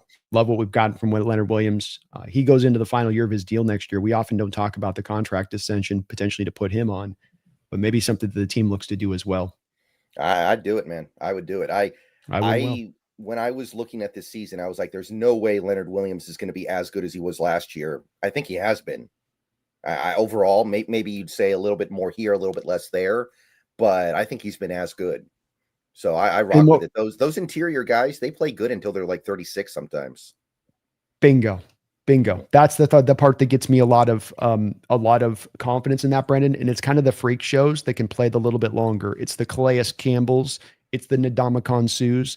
It's the Leonard Williams that was the former top 5 pick in the first round with that talent where, okay, you lose a little bit, but you still have so much in that tank that you came off the back of with that talent that you can still be a very effective player, especially combined with your mentals and your mastery essentially of the position at that age. As of right now, if you look at the voting, it looks like Murphy and Leonard will both make the Pro Bowl. I'm guessing that doesn't happen very often. I'm wondering if maybe both guys make all pro, maybe not first team, but I would, if it were up to me, I'd say you're not going to find interior defensive linemen that are playing at the level that those two guys are. Like Chris Jones has fallen off a cliff this year. I think he hasn't been the same at all. Who else is out there that's really, really good on the interior? It's Derek Brown's been having a pretty crazy year for the Panthers on the inside. That's a good one. But I don't know if I'd take him over our two guys necessarily. To your point on that, I think you touch on a good point with this. He's got, Derek Brown's only got 4 sacks on the year. They got him beat there. Dexter Lawrence has had a little bit of a quieter year, to your point. I think some of the big Vita Vea types, Chris Jones, you mentioned. DeForest Buckner's not an all-pro level player anymore. And he's got the neck injury through a lot of the year. So that too. He's really not. Cam Hayward has gotten old. I think you make a good point, man. I mean, I look through this. I can't think of who would we target that would be the one that would overtake that. And I would ask, how many times has that happened in NFL history where one team had 2 interior defensive linemen make all pro? Jeez, you probably got to go back to 70s with like the Purple People Eaters or the Miami maybe no name defense. Well, I can't think of a time from my lifetime. Remember the Vikings team that had the Williams brothers, Kevin Williams, Pat Williams, the Williams wall. Yeah, I don't think Pat was an all pro though. He was just kind of like a really good space eater. I don't think he ever got accolades like that. So this could be one of the great all-time interior defensive lines, like ever. Yeah. Which one? Who are you taking? Sam Adams and Cortez Kennedy, or Leonard Williams and Byron Murphy? I think I'm taking this one. I think that like maybe you take Cortez over either of the guys alone, but Sam Adams was a nice player, but I never got the sense that he was some future Hall of Fame historically elite guy. He was just really, really good at his job. But Williams and Murphy, both those guys, they're so destructive and they're such good playmakers too. It's not like Murphy's out there averaging 1 tackle a game and just taking up space. No, he's making plays. Amen. I'm with you. 100% with you on this one. Kai2053, thank you for the $5. Going to my first ever Seahawks game at Lumen Field on Sunday versus the Colts. Looking forward to an exciting 12s experience. Get the seats under the overhang this week, I would say. Or bring the garbage bag, man. The garbage bag thing you can wear over the top for the rain. Because what do they call that? The poncho? Yeah, you get the garbage bag poncho. Because it's gonna probably be a little wet out there. But congrats, man. I think you're gonna be really lucky because not only are you gonna get to go in the stadium and see the Seahawks play, but I think that crowd, albeit they're the Colts, is going to be really turned up. I think that the fan base is starting to go, oh wow, this team is kind of for real. Oh wow, this is really something we should be paying attention. Oh wow, they're not a year out. They're going right now. So it'll be a fun game, and I think you're gonna have a great time out there, even in the rain. Yeah, it's a pretty good game to go to. And I'm actually going to be doing a watch-along stream of this game as well, which I rarely do. So hopefully we have fun there as well. Hell yeah, let's go. I like it. Let's see here. Feed me more. Thank you for the $2. Thoughts on Joe Burrow's comments? He's Toast. I assume that's Toast. Yeah, I saw the Joe Burrow stuff, and it's not really that surprising, is it? When you think about all the stuff going on here, it doesn't feel that surprising, does it?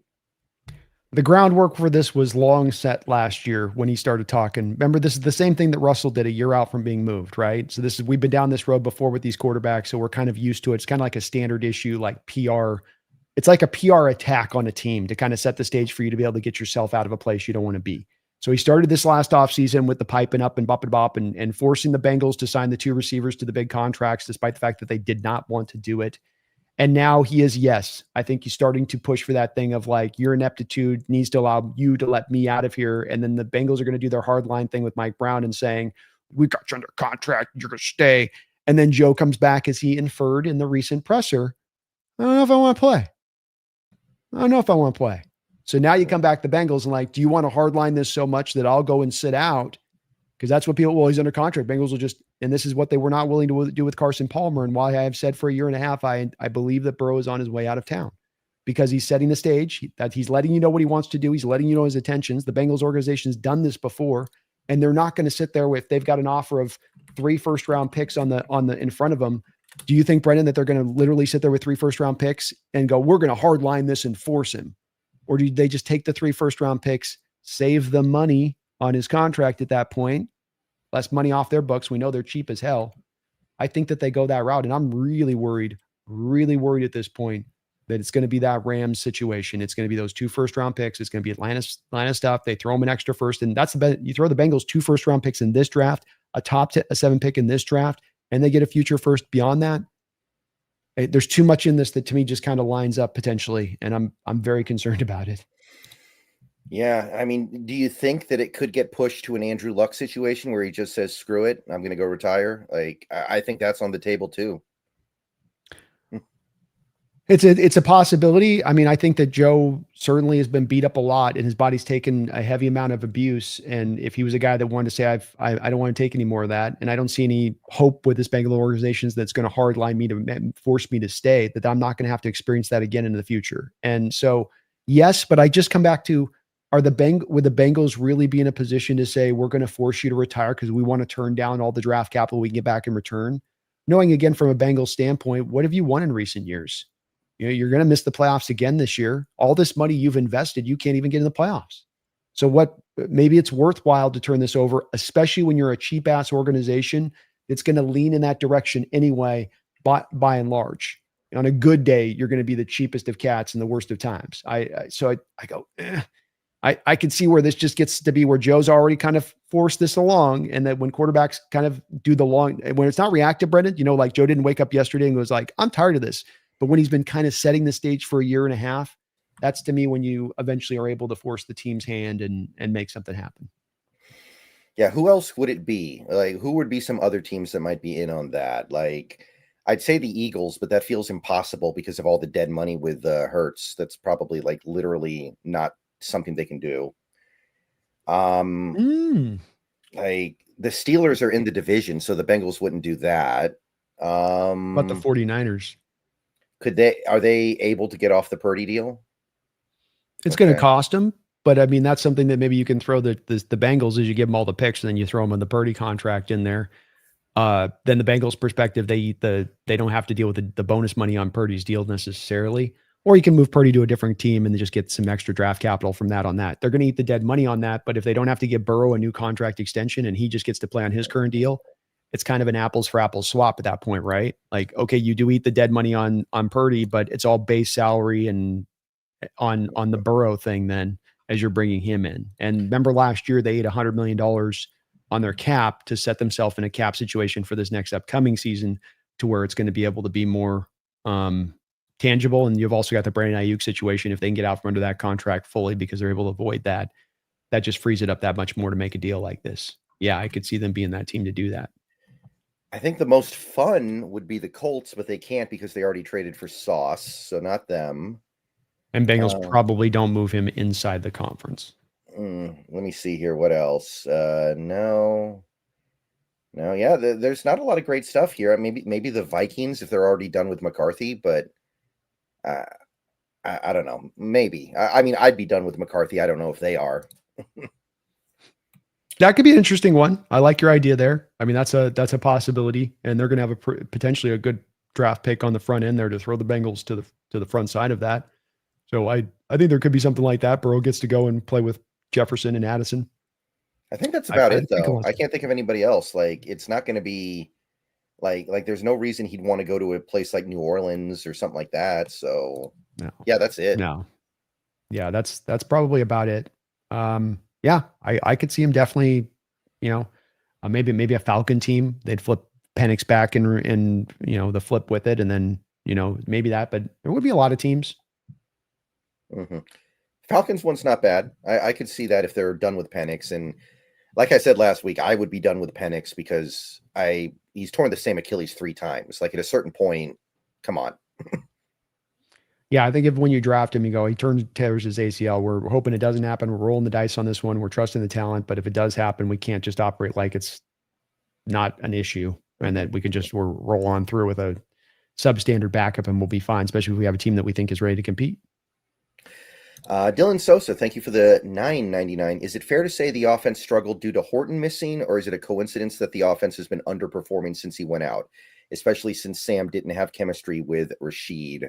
So I do have a few thoughts on this one. Do you want to go first, though, Brandon? You go ahead. First. You start out. I don't know All if right. I got a strong opinion on this.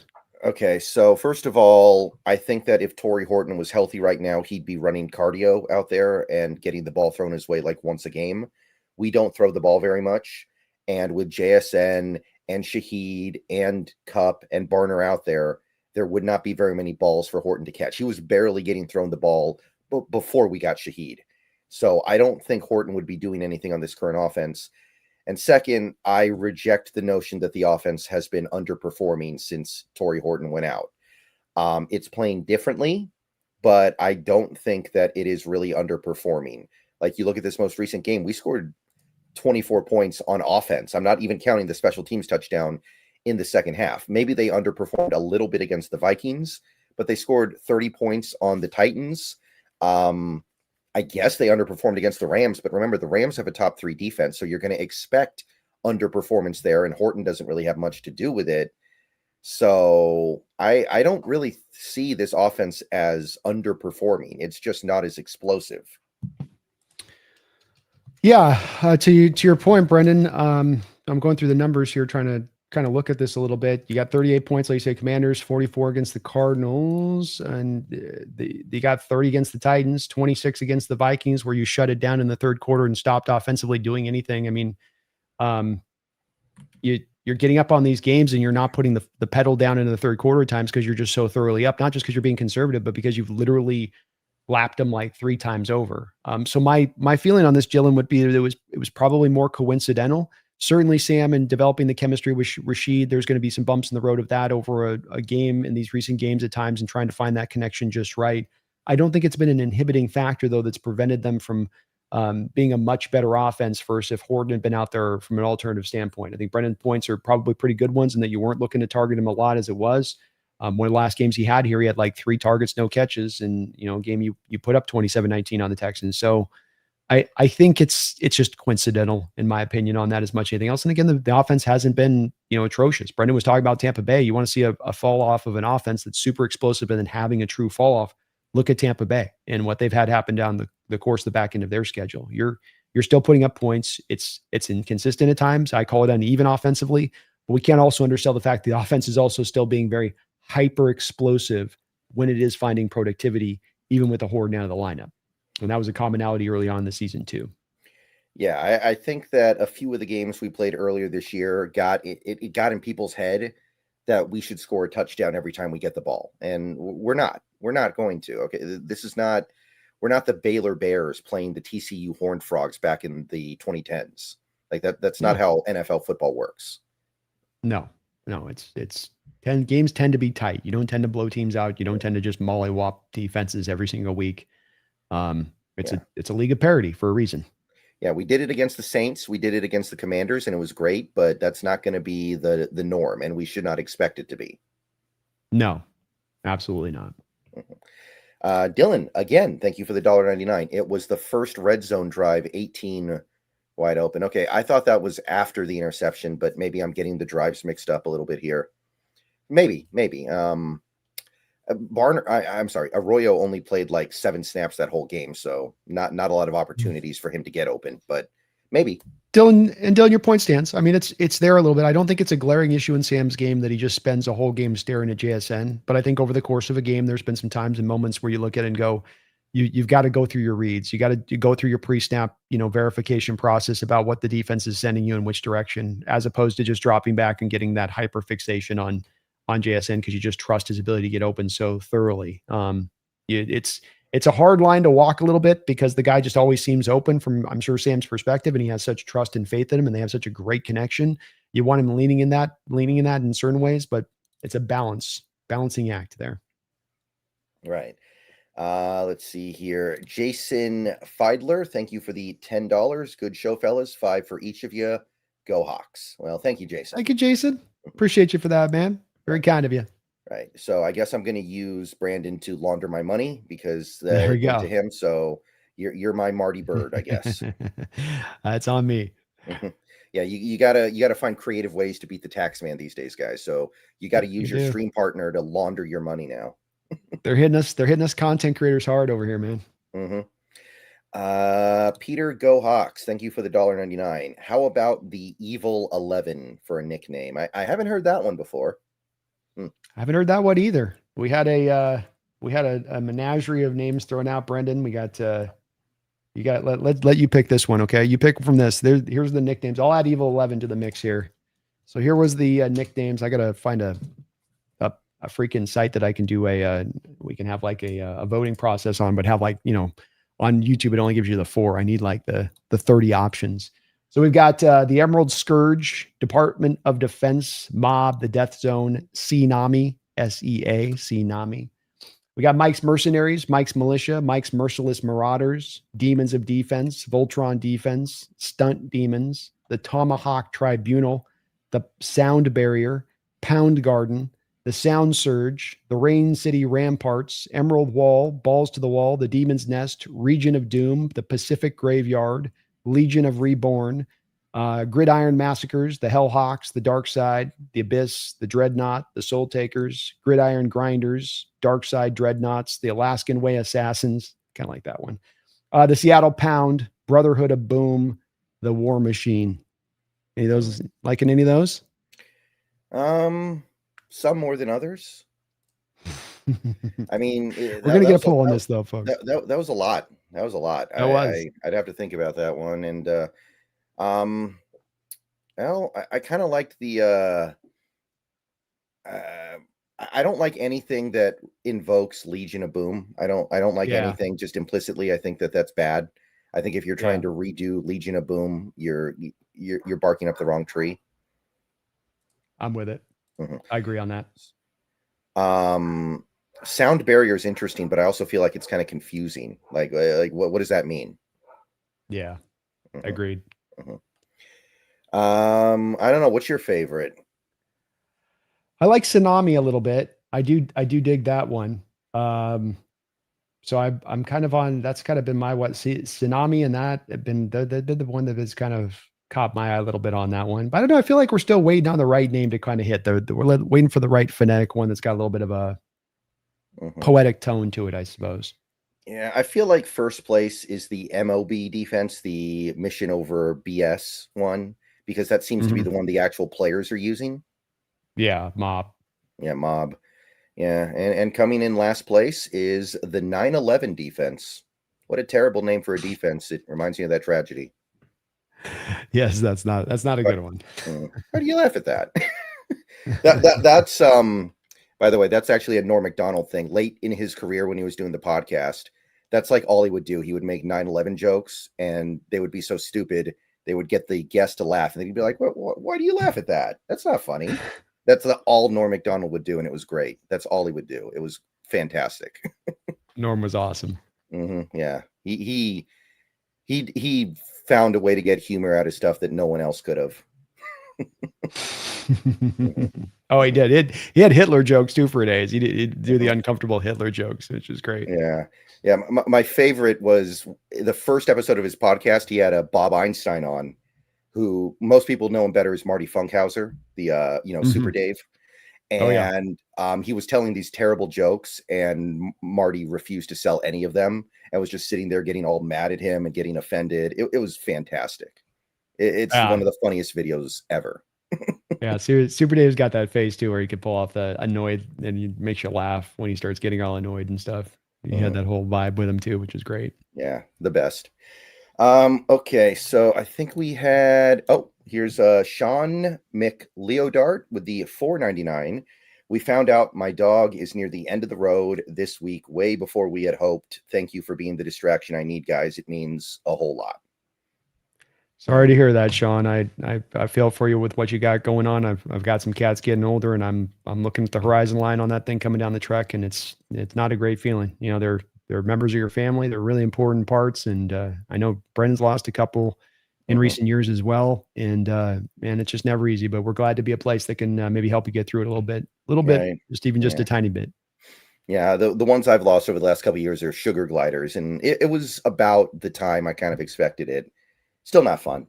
Still not Doesn't fun. make it easier. I mean, it's a part of life, and it is, but they are members of your family. You get used to them, and there's no easy way through it. You just got to go through the process on that one a little bit. So sorry to hear that, man, but Yeah. I'm Hang in glad there. you're here. Thank you, Sean. All right, so okay, so we do still have to talk a little bit about the Colts defense, but first, I think we should tell the people a little bit about the sponsor. Yes, sir. While I get set up here, can you give them the general rundown on Sleeper? Sleeper is an app that's, of course, sponsoring both me and Brendan. As in the state of Washington, this is going to be due to be opened up, I'm told, soon. I know many of you are waiting with bated breath for this thing to launch in full, so you can use it in full, and that there's been some last details from the legislative state getting everything right tax-wise, but it is going to be opened up. You can use the app fully in a casino, and they're sponsoring me and Brendan throughout this year. So when you use either of our code, you will get a 100% match of your first deposit up to $100, and that's going to be code NEST, that's NEST, or SBN, that's Brendan's, and we're having a code off, so let's please use those codes. But they will match up to 100% of your first deposit up to $100. So that's $100 from me to you and Brendan to you through the app, and you support the channel at the same time. There's even more beyond that, though, where you get a free $20 entry just by creating a login. They'll throw $20 in your account, so $120 from us to you. If you're not able to use the app within the state of Washington, you can use it in any one of the innumerable casinos that we have in the area on their network. The app does work in full. We love this app because it's also, on top of being a sponsored app, it's got so many great options there for picks. I think that they've got a lot more of an expansive selection there to go through. You get your daily, your weekly fantasy. You can pair basketball and football together down the home stretch of the season. Throw a little college football in there if you want to toss that in there as well. You can mix and match, put a nice little ticket together. But use our code today. Terms and conditions do apply. Please see their site for details. Okay, so let's get a ticket together for this week. So looking at this, and this is going to be kind of weird because they don't know who the Colts quarterback is, so they don't even have a line for him, I think. It'd be pretty fun to be able to bet on passing yards for Phillip Rivers. Let's see. Yeah, see? Indy selections are not available yet. Don't see that very often. Very unique circumstance here, but for some reason, this one speaks to me. Jason Myers more than 1.5 field goals made. I think that this team has struggled a little bit in the red zone lately, and Myers is in his bag at the moment. So I think he's going to make at least 2. What do you want to throw in there? I'll take the over on Sam Darnold's 1.5 touchdown passes. Okay, I can dig that as well. Let me try to find that here. I know it's here. But just go to the tab with touching pass down. So up at the top there, and then passing touch. Yeah, that seems like a pretty good bet to me as well. Even if the offense doesn't play their greatest game, you would expect them to get a ton of opportunities because the Colts offense should be pretty impotent. Yeah, agreed. Yeah. All right. So then I am going to go with, let's say, since he kind of had a breakout game last week for Seattle, let's go with the over on Shaheed at 27.5 receiving yards. I mean, he could do that in one catch very easily. That's kind of the nature of Shaheed's game. So I'm going to go with that. And give me one more for this week. I'll take Taylor's over on the rushing yards for Taylor. Tap the rushing yards tab. Yeah, okay, there we go. Okay, 71.5. He should get the ball plenty, so seems reasonable. Yeah, I think they're just going to work him so much in this game. Not as much as I think it's just a different than the Bijan Robinson going to the outside run for the Falcons is different than Taylor to the inside. And that light box is going to be a little bit more, I think, vulnerable to the inside runs this week than last week. Mm-hmm. All right, so that's our ticket for this week. Myers over a field goal and a half. Darnold over a touchdown pass and a half. Shaheed over 27 and a half receiving yards. Jonathan Taylor over 71 and a half rushing yards. Remember, use the promo code. I have SBN. Hawks Nest has NEST. So either way, 100% match up to $100, and get over to Sleeper and test your football knowledge, and go beat the house, man. Go beat the house. Mm-hmm. Amen. All right, so let me get this off here. So let us talk a little bit about this Colts defense. Certainly not the most memorable part of the team this year, but they were good enough to take advantage of how good the offense was. So here's the Colts defense details. Let's figure it out. Opportunistic defense, a defense with certainly some talent upon it. That is going to be they're legitimately at least a middle of the road average kind of defense in what they provide. I think cumulatively speaking, teams are passing on the Colts at the third highest rate in the NFL. Some of this has to do with a little bit of the early numbers of the season being slanted towards getting up on teams bigly, and then you got teams trying to throw the ball a lot to try to get back into the game. They're 16th in pressure rate. Latu is really the centerpiece for them, the kid that they took ahead of Byron Murphy last year. There's that old quote that they thought they were getting the best pass rusher in the entire draft. I think you're wrong about that. Colts general manager is our defensive tackle has more sacks than this guy. And he had a kind of a disappointing first year, but he's coming along and he's a solid player for you off the edge. I mean, he's fairly dynamic. Kwity Paye, another guy off the edge. Randomly, Latu has 3 interceptions this year as a hand in the dirt defensive end. So I don't know how that happened, but I guess he's got a skill for it. Hey, he's got an eye for it, at least with it. They as well inside. DeForest Buckner might be coming back off of a neck injury. There's still some wonder on that. We'll see where that stands. He's still very good player. Not maybe what he once was exactly, but still a very strong player and what he brings to the supply in the front, an all-around good player there. Grover Stewart's had a bit of a career resurgence as a run-stuffing nose tackle as he's getting older and older, but still able to maintain, at very least, as just being a stout run defender from the nose tackle position. So from a defensive line standpoint, they get you good there, I think. Cornerback room, that's going to be where this is going to be, I think, more opened up. Now they're allowing 16th in average separation on routes run, but this is a cornerback room that's going to be down on Ahmad Gardner, probably down on Ahmad Gardner. We don't know for sure, but there Travarius Ward's going to be out in this game. So down there, 2 outside cornerbacks, that's probably going to go up a little bit. And your ability to create separation out there for Sam and some of his reads and whatnot, which will help him out, certainly tremendously.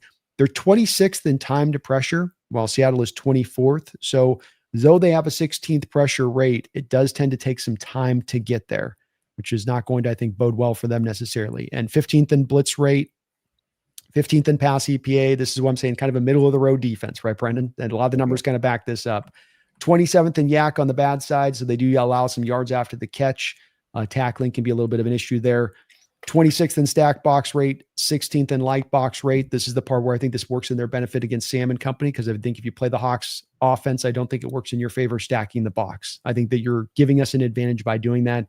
I think that you force us to play a little slightly left-handed if you can go to a little bit more of the light box, especially if we can't run into the light box. But to my point on this now, you've got to be able to run on a light box, which middle of the road, 16th usage. If they're going to run that out there for you, with how few teams this year have been willing to do that, especially when you're in 2 tight end looks, you've got to hammer that running game. You got to hammer it in this game, in my opinion, especially in bad weather. Right. And by the way, for whatever it's worth, to your point, Sauce Gardner did not practice today, so I think you can kind of cross him off. And DeForest Buckner was limited, so it looks like he will be available. Maybe they don't play him because they figure it's a lost cause, like you were talking about. And let's see here. Braden Smith is still out, but we're talking about the defense here. But it is Travarius Ward's on IR, by the way, so we know for a fact he's not playing. So they have no secondary right now, really. Their safeties aren't bad. Let me take that back. Their safeties aren't bad, but they have nothing at corner. No, Bynum and Nick Cross are good safeties. They're opportunistic. They're good all-around players. And what they bring is Alexander, the middle guy for them. They're sort of their Ernest Jones. He's a solid all-around player in the middle too. I mean, they don't have anything. It's really the outside corner is the glaring weakness because of injury coming into this game, but they have a pretty stable, solid thorough defense and that it's not missing a lot of, weakened parts all across the board. Pretty solid. Yeah. One thing, it's a little like Atlanta, where they don't have any one pass rusher that is really stellar, but they're getting decent pressure from like 8 different guys. Like Latu has like 5 sacks. I think Kwity Paye has 4. Buckner has 4. Grover Stewart has like 3. Did I say his name right? Grover Stewart? Yeah. No, you're right. Well, Stewart's got the 0.5, but then you got Nelvin Gallimore, 3.5. Thank you. That's what you're thinking Gallimore of, with yeah. a 3.5. So it's a little like Atlanta, where Atlanta did not have one dominant pass rusher, but they had a bunch of guys that were effective. And I actually really like their front. It's just I don't know what's going on with Buckner, but that's a really good front 4, I think. And they generate the pressure, unlike Atlanta, where a lot of that production coming from a variety of places you could kind of put in the back of you blitz at the second highest rate in the NFL. They blitz middle of the road. So a lot of the pressure they're generating is true pressure off the guys beating their man, not because you've confused the offensive line or stacked up a box. And that makes them a threat in that way because they can, again, I think that like the Rams has shown us sort of the blueprint for how to play, I think, this Hawks offense, which is run the light boxes, stop the run with the light box, drop all the guys back into coverage, and you might be able to get Sam to really kind of patty cake on the ball and hold things and kind of stare things down a little bit because he's got so many bodies back in the back end there and he wants to push the ball down the field. So I think they do have a way of maybe setting you up for that. You push the ball down the field, you hold the ball a little longer. Those guys need to generate the pressure on their own, but the front 4 have more of an opportunity now to do that. So it'll be a bit of the key for me defensively on this is how we're able to not just pass protect, but the answers that we have to dial up here if they're going to take that approach this week. Very vanilla defense overall when you take a look at all these numbers, which feels about right for that Colts team, I think. That seems about appropriate for the way they should be playing with an offense that was that unbelievably good. Yeah, it's built to have an offense that kind of plays from ahead and a defense that can be opportunistic and put you away with the pass rush. They pin the guys get to pin theirs back now off the front 4. They didn't know they were going to be this good coming into the year. They'd hoped, but that was sort of the hopeful plan, I think, in how they've structured this. So I want to talk a little bit about who they're actually going to have at corner with no Sauce and no Ward. It looks like you've got, just to speak about it for a little bit here, Jonathan Edwards and Mekhi Blackman and Jalen Jones. I know all those names, but I don't think they've done anything in the NFL recently. And then you've got Kenny Moore in the nickel. They've still got him, but this should be an opportunity for JSN to absolutely destroy this Colts defense if they try to play him straight up. Was Mekhi a safety at USC? That sounds right. He was on the Vikings, and he did not play a snap last year. So I don't know what happened there. Maybe he tore his Achilles in the offseason last year or something. But let me. I might be misremembering this too. They got him as defensive back, so I might be just misremembering this and confusing with another USC safety recently, probably. I know these names a little bit, Brennan, like you say, but these are not even guys that are journeymen. They've been through the league and established themselves. They're trotting out kind of just some guys. And let's face it, there's a reason this offseason that you signed Javarius Ward from the Niners. There's a reason that you gave up in desperation 2 first-round picks to the New York Jets in order to get Ward in here. And it's because you looked at your cornerback room and you said, this is nowhere near close well enough. And I mean, that 2 first-round picks for Sauce is the canary in the coal mine on this situation to how bad you thought your cornerback room was, because you're not making a move like that midseason if you think you can even get by. It's such a risky deal. So they don't have the guys to call upon as far as the backups go. They got Justin Wally also on IR. I don't know where he would have really fit into their rotation. That's another cornerback that they're missing. It's very lean. This is probably the weakest cornerback room walking into this game that we have faced this year, and that's saying something, Brennan. Excuse me.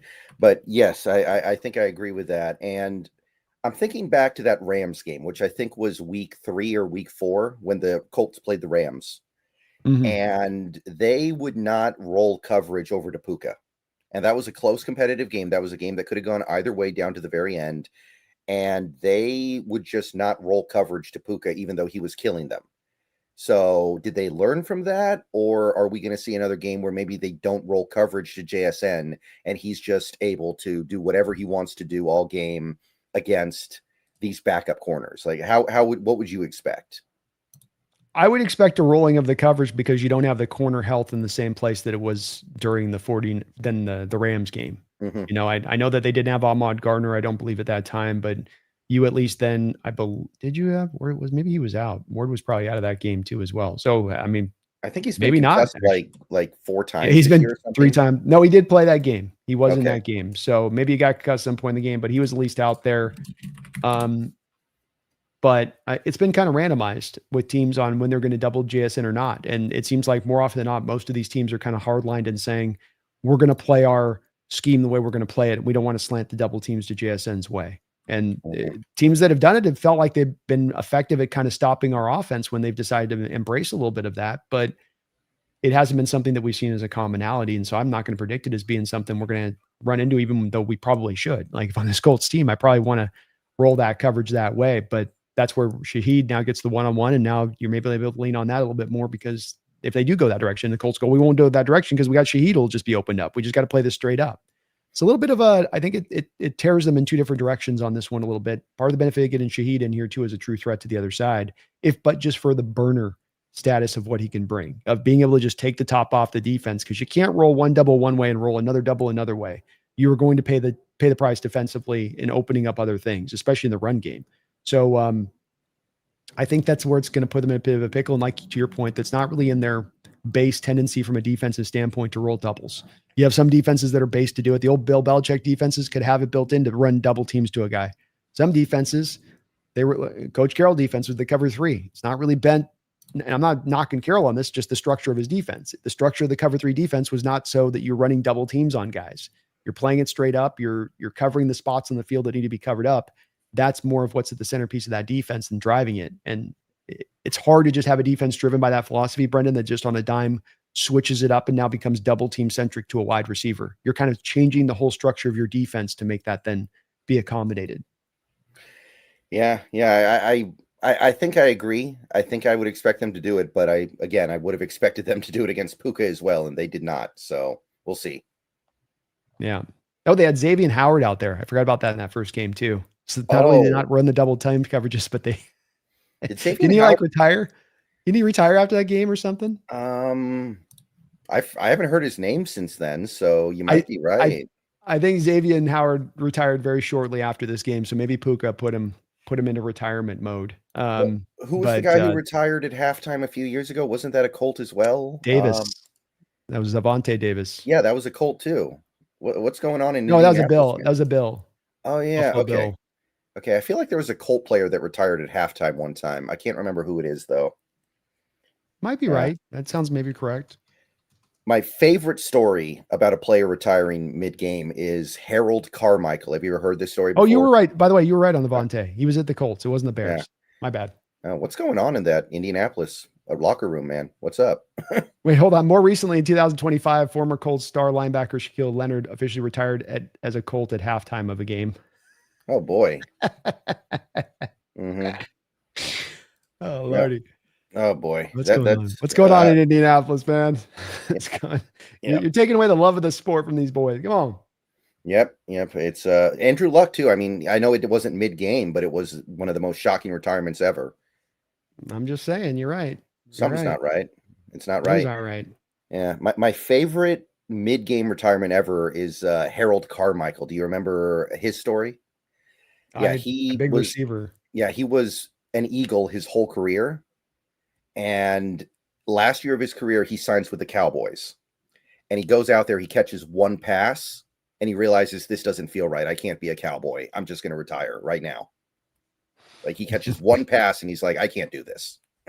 I'm an Eagle. What do you want me to do? That was my favorite because that felt real, right? Like I get it. Oh, yeah. No, that's big on him to have that, shows the rivalries in the NFC East goes back in that way, man. Those players hated each other back in the day, still do, but it's kind of cool. They don't hate each other the way they used to. That's for sure. Not the same venom. Yeah. Probably not the same venom. Yeah. Let's see here. Slowby Juan Kenobi. Thank you for the $1.99. Seahawks will be number 1 in the West after this week. Huh? I mean, Detroit will not go down. Like there's every reason to believe that they're about to go down. They're having all these injuries, but they're staying alive. What I like about him facing Detroit, I mean, I hope Detroit can take him down. Certainly, Brendan. I think it still sets us up in a position of we have to win that Rams game, kind of regardless at that point. You know, 'cause the tiebreaker just doesn't work in our favor. If you lose that Ram game twice, then and the Rams aren't going to probably lose again after this. If this is the one shot on their schedule to lose. But the part that I like about this with Detroit is Detroit's a hyper physical team, Brendan. They're a team that just wants to, get you into a fight, play after play after play, and that's physically taxing. Remember the game last year between the Lions and the Rams at the start of the year? I don't know if you can, how beat up the Rams came out of that game. Like Mhm. Puka was out, and I think Cooper got beat up a little bit. And, they definitely took a couple weeks to get themselves back into decent shape from a team centric standpoint. You have that in combination with a short week. And I do wonder if this works a little bit as we look for those little advantages playing at home, primetime Thursday night, but then shorter week after having to play that hyper physical team of the Lions might work in our benefit, whether the loss is had or not against them. But certainly the Lions are going to be desperate, Sloby, and they can't afford to lose this and still hope that they have any chance in the playoffs. They've got to win out. And so from a desperation standpoint, maybe the Rams already looking a little bit ahead to the Hawk game a bit here. Definitely going to be interesting to see how that thing kind of plays out this week. Yeah, you want to talk about a team whose season has been defined by injuries now. Detroit's up there too. Like no Kirby Joseph, no Sam Laporta. I believe he's out. I think they dodged a bullet with Amon-Ra, it looks like, but it's they are not what they were when the season started, health-wise for sure. No Brian Branch, no Terrion Arnold. This is the thing where I talked about too, the intensity of practices in training camp that Mike ran.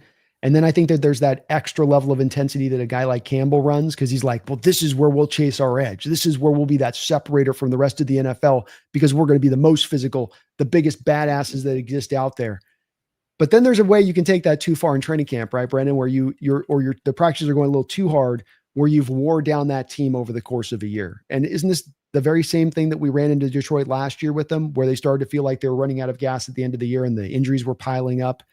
I kind of wonder in part if this is not maybe Campbell and the hard driving nature of we're going to chew kneecaps in training camp.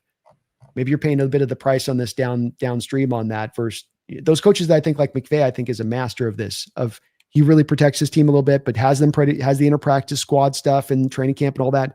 He always seems to have his team ready to play at their best kind of by the end of the year. And he's kind of structured it up and manufactured that. I think Carroll did a good job of this when he was in the run of the Legion of Boom and kind of how he put the team together with that and having them at their best at the end of the year too. So it's maybe Campbell's a bit the opposite of that a little bit here, Brandon. Yeah, he looked at the breadth of his domain and he wept, for there were no more kneecaps left to bite. And there weren't. They bit them all. Yeah. Bit and shoot them all. Yeah, but big Detroit Lions fans this week we are, for sure. Go Detroit. Mm-hmm. Go Detroit. So anyway, Colts, not much to say about special teams. They've had 3 different kickers this year, but their kickers have been fine. They just have had to cycle a few times. So I don't know. Seems like their special teams are fine to me. Don't they have the really nerdy looking guy as the punter, the guy with the glasses, Sanchez? I think that's right. Yeah. Yeah. So not much to say there. So I think all we need is a final score. Rigoberto. Yeah. I like these punters with personality, man. That's why I miss what was his name? Marquette King on the Raiders. Oh yeah. That guy was great. Yeah, yeah, he was awesome. He was a live wire. Mm-hmm. Yeah. So I think all we need is a final score. So what are you thinking? I think that they make it interesting in the first quarter for a moment, and then we got a fan base that's going to be locked in with this team with what they're got. That I think that stadium is going to be humming. I don't think the Colts are going to take over the stadium from a fan base standpoint. I think that we just we're in better shape. We're rolling better. They've got too many question marks, and quarterback position is too big of a question mark walking into a game like this on the road in Seattle, and one of the toughest environments to still play on in the NFL. I think Seattle takes this comfortably. I think we find balance offensively and explosiveness. I think defensively we're opportunistic, and we really do close down their passing attack as much as anything else in this game. I would say that this will be probably something like a 27-13 game in the way that I see this rolling out. Yeah, I'm going to go with 27-6. I don't think Indy gets in the end zone. I'm with you on pretty much the general flow of the game. But I don't think Indy breaks into the end zone. I just don't see how that team puts together drives with Rivers and his noodle arm. And it was always a noodle arm. But again, from what I saw from that workout, from the clips I've seen from the practice yesterday, it is the noodliest of noodle arms, and I just don't believe that that's going to result in points. I think if a guy like this is going to come back from 5 years of not playing, that he's going to need OTAs and training camp to get the body prepared. And even then, probably isn't going to make it through a season. Asking a guy to get off his bench who's been 5 years removed to the game, who already had physical limitations across the board, I just can't see how that he's able to make it happen. Maybe he's going to come out with that moxie. And look, Phillips got the mentality to do this. He's got the mentality of a player to come out there and not be swayed or not be scared or not be, like just go into the shell. He'll let it rip. He'll let it loose. And so, there is always that potential with a guy like that, but this is just too tough of a call for him to have to come in and get this done on the road, a short week like this. And I think we have it because of that as much as anything else. Yeah. I hope they called Brett Favre this week. Like I know obviously he would have said no, but I hope that call was made because I think that would have been really funny. I bet he's got a stronger arm right now than Phillip. At 54 years old, I bet it's stronger than Phil. Yeah. I mean, that honestly might have worked a little bit better. I mean, at the very least, you're going to have more fun. He might throw 8 interceptions, but that's more fun than just punting 10 times a game. Maybe so on that. And I mean, it's a desperate situation, man. You get past the trade deadline, you get past the early season when any of the viable quarterbacks that are on the street could be pulled up into your services. And there's just nobody else to pick through. You literally are making these kind of calls because it's desperate and it's not part of the plan. And you had 3 deep to hopefully take care of this. So you didn't have to do this. Reppin was never going to be a part of the plan. He's just a guy to be on the roster. And so this is what happens when you get desperate. You make some wild ass decisions. Yeah. Some of the discourse this week has been about how this is a reflection of how bad quarterback development in the NFL is right now. That a team has to go to Rivers. But to me, it's like, how often does a team lose 3 quarterbacks in a 1 week's, or well, Anthony Richardson got hurt a while ago, but how often does a team lose all 3 quarterbacks at once? It's like, this is a lottery ticket type situation. I don't think it's reflective of a bigger problem in this league. No, and I mean, and from the Colts standpoint, they did as much as any team could do out there to have a 1-2 punch that was really viable. I mean, Anthony Richardson, I'm not hopeful. I don't believe he's going to reach the upside we thought he possibly could have coming out, but still a guy that has a lot of talent that you never know when the light might click on if he's got to come in. And I think from their standpoint, okay, Daniel Jones wins the job, Brendan. Daniel might get hurt for a couple of weeks. We bring in Anthony Richardson. We have him run the RPO option 24/7 for a game, right? We just changed the whole nature of our offense for a couple games. And we're not worried about doing with Anthony for 17 games where he's getting beat up. We're like, who the hell cares? We're getting Daniel back in a couple games anyway. So they had set this up and even gotten Riley Leonard as a reinforcement there.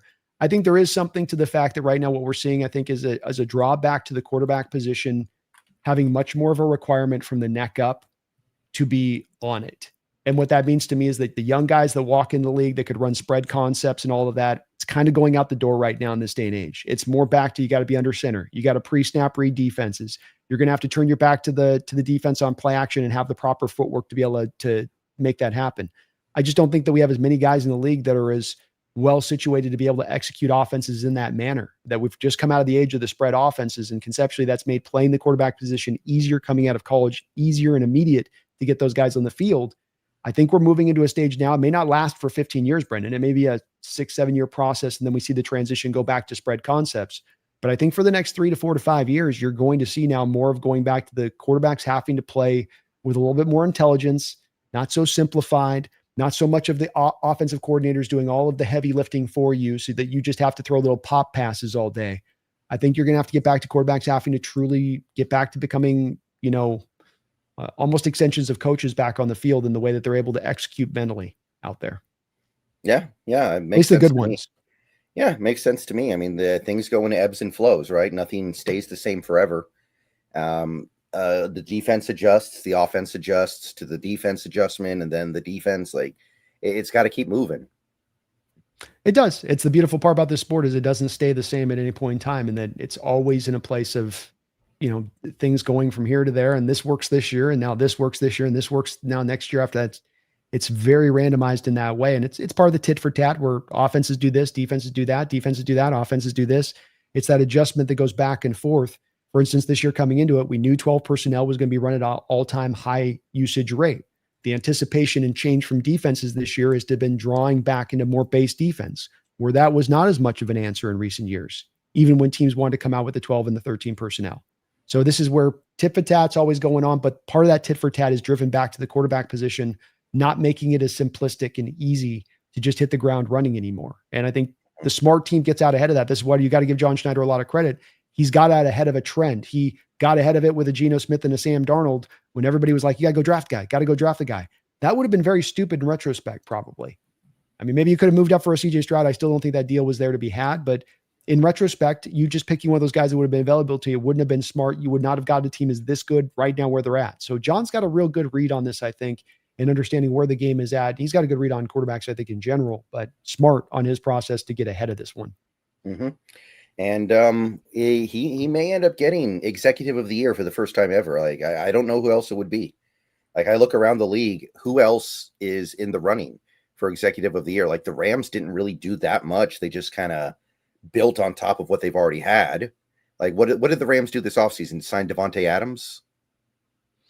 You go sign Devontae Adams, Poona Ford, traded your first round, got a first round pick from the Falcons for a top, what'll be probably 6th, 7th round pick. But to your point, I still think the Seahawks and what John's done is better because all of those moves were moves that everyone would have lauded when you did them. When the Rams made that move, everybody looked at Atlanta and going, what are you doing, crazy man? Yeah. What are you doing? And that move it's not like that's helping the Rams this year anyway, right? That's for next year.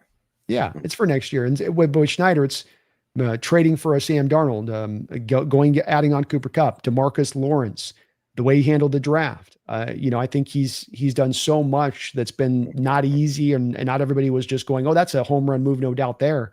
It's turned into a home run move. And I think that, you got the DK Metcalf move, the Geno Smith trade, getting something for those guys. I mean, all those moves in retrospect has looked tremendously smart for Johns. I can't think of another general manager that's more deserving. Getting Ernest Jones at like what, the 17th highest paid linebacker in the league or something, like not even top 15. I can't remember exactly, but it's not top 10. I know that, which is kind of silly now looking at it. Yeah, you got him on a discounted deal to bring him back into the flow of things here. And it's, it's not no general manager is going to be perfect, but when you get this many moves this right, and especially on the back of it the last couple of years, so many moves right versus not, this is why we're in the position we're in. As John is stacked up, as I say, great teams are stacked up on small individual decisions that are made right over and over and over and over again. Where, that was a smart move. That was a smart move. That was a smart move. And then the collection of those smart moves becomes an elite team. But it's microscopic at times on this stuff. And John is on a microscopic level, move by move by move by move. You see the intelligence in it. I'd even say down the home stretch and how you have a Riley Mills kind of sitting in the background, a Quandre Diggs back in the background if something happens with the safety position to get some reinforcement there. He's just really on it in the details in this, and he's built a third youngest roster in the NFL right now with 10 wins already in this season so far to kick things off. The future is even brighter, and that's saying something for the type of year we've had. Yeah, and hopefully they reward it. I actually looked this up recently. For some reason, no idea why, in 2013, which is the year that he logically would have won it or could have won it, they did not give out the award. They skipped that year, and I could not find out why.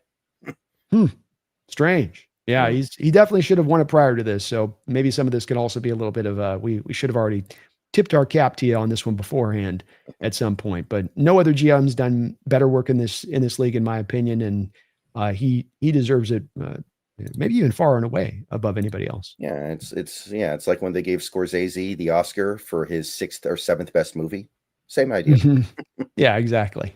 An honorary award at that point. All right, so I think that wraps it up. Thank you everybody for coming out today and listening to the show. Once again, shout out to the sponsor Sleeper. Give them a shot. Give them a chance. Download the app and use promo code SBN or NEST. Either will give you that 100% match on your first deposit up to $100.